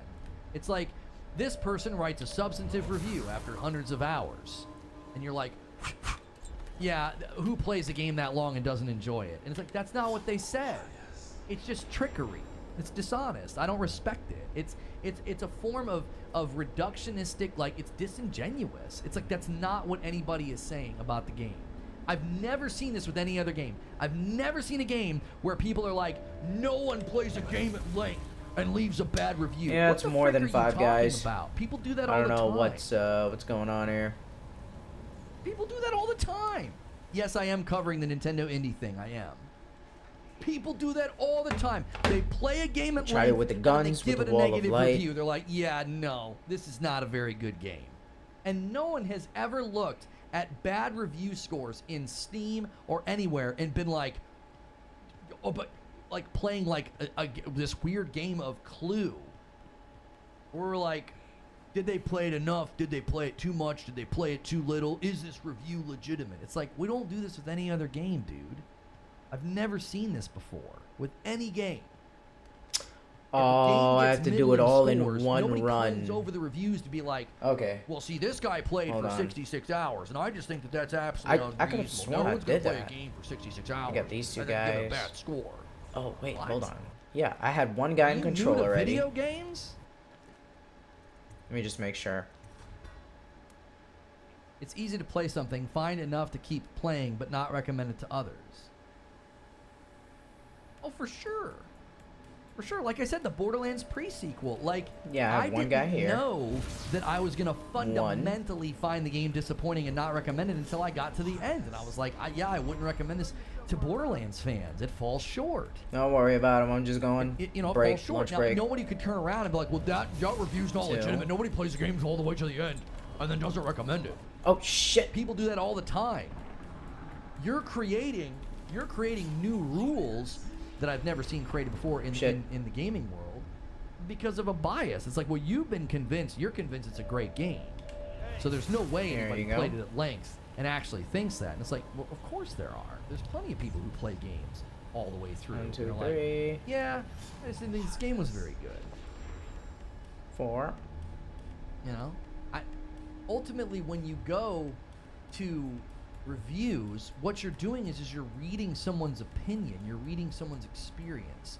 You're not reading like a objective breakdown. 4. Of, you know, like it's not a tech breakdown. They're not saying, okay, it's got 4 wheels and it goes this fast and this kind of engine that it had. Like, that's not it at all. You're reading someone's opinion. So the idea that we're gonna get like, well, no, this opinion's not legitimate for this reason or that reason or the other.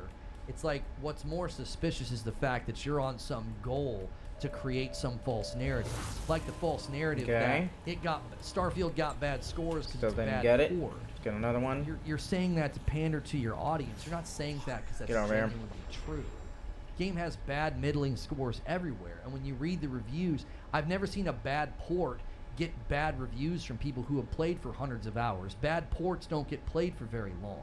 They get refunded. Like, okay, it should have they been get enough. refunded. They get That's shredded. 6 now. 6 They don't suicides. get middling scores.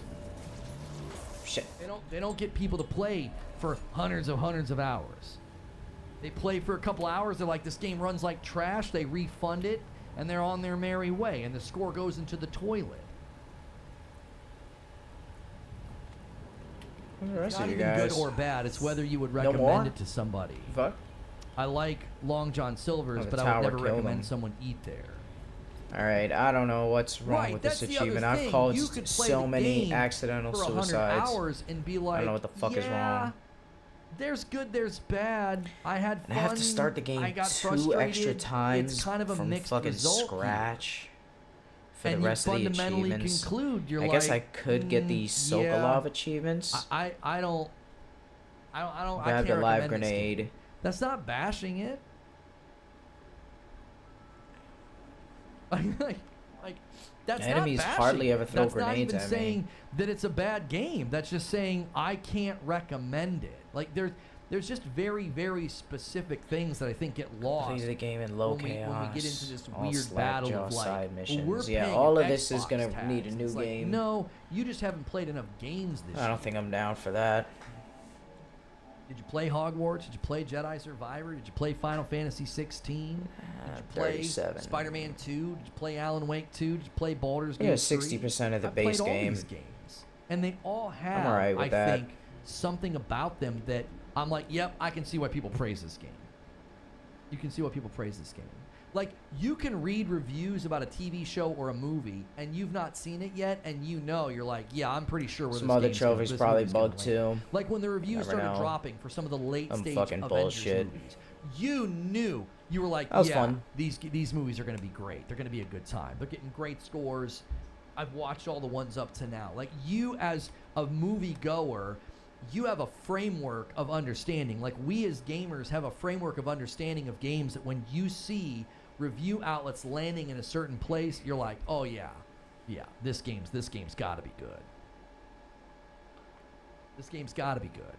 7 minutes in Baldur's Gate 3 doesn't count. I mean, I know you're capping, and I know people always try to throw that in my face, but isn't it amazing how without playing some of the games to completion, I was able to perfectly predict the 6 Game of the Year nominations. Isn't that interesting? Isn't it funny that the constant charge that I don't know what I'm talking about, that concerted effort from people to convince you to not watch me, isn't it interesting how wrong they all were? Don't you find that funny? Maybe there's a concerted effort to like, yeah, don't watch him because there's something else going on. Did you ever think about that?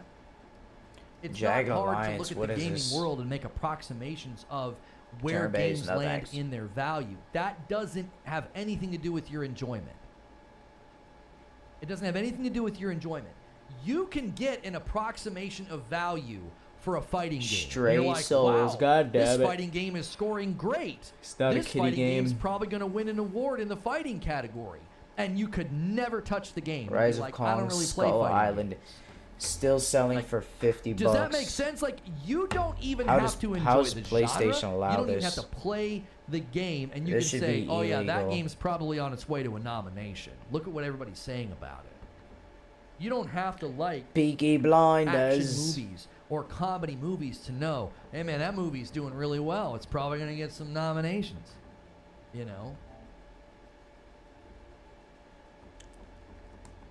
I think the reason people make it personal and they attack me personally, or maybe they attack you personally, or they attack others personally on Twitter, the reason they do that is because they take this personal. They've so fully integrated into their identity as like a gamer. Oh, I almost thought that who was Dead Space. Shares their trophies on Twitter because like that gives them value. and Potato meaning, Sack or Racing they fully Simulator. integrated with being like Wow. they cheer for Xbox or they cheer for PlayStation. It's got They have 5 so fully stars. What the integrated fuck? Into a brand that they can't No way. really deduce the Ain't situation no goddamn as way. well he's criticizing the game or he's just being objective or he's just saying this or he's just saying his opinion. They Anime feel attacked. Uni. It's why they Cat respond with personal and attacks. other I don't. lies. But I'm not going to attack you personally. I don't really care to do that. Balls. I can sit here and look at the scores and I can tell you where games are going to land, what games are going to get nominated, what games aren't. And you know what? None of that's personal. It isn't. It's not personal when we do it with movies. It's not personal when we do it with music. If you look at the general consumer success, commercial Might get success, or Avatar critical just acclaim 'cause of I'm bored. certain movies or albums or TV shows, This and you piece say, of yeah, I shit. think these are the shows and movies and $13. stuff. These are the ones that are going to get nominated this year. No one's going to say, well, you've not Dead Island watched 2 is them on all or PS4. looked at them all." No, that's not at all what's necessary. Oh, to no wonder it's commentate. not next gen. It isn't. And the reason you take it personal is because What a you've too piece of fully shit. integrated with it. Like, it's not something that will give you life, and it's not something that will help you flourish. You're not going to feel 1 better in star. the morning because your I'll game give it won and another 2 game stars didn't. for You're gonna feel effort. better for a little bit. But whatever vacancy, whatever hole you're trying to fill, you're not going to fill it with these things. They're immaterial. They're mechanical. They mean nothing. They're zeros and ones. They're meant to be leisure and enjoyment, and you're trying to put them somewhere where they don't fit. You're trying to put them somewhere where they don't fit. These things will not give you personal value and satisfaction. They won't. And that's why you get so frustrated and so emotional and so angry and you lash out and you self-report. And you're like, look at this idiot coping and look at this da-da-da-da. And it's like, we're just having a fun debate and a discussion. This isn't personal for me. If it's personal for you, you got to figure out why. You got to figure out this. why. I got to give you guys a link. Nintendo We got to go to this Indie 64. World Showcase. Are we finally going to see Silk Song? I have no idea.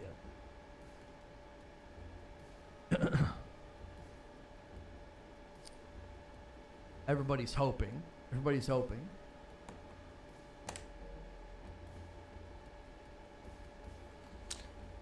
Damn. I'm enjoying Gorn. Starfield, but I can see why others may not like it. A 5 spot from Shattered Glass. You don't have to complete a game to know it's great. That's kid stuff. Grow up, some of you. Again, yeah, you can know a game is good. I missed this super chat. I'm so sorry. Mr. Grimm with a $10 super chat. I myself don't put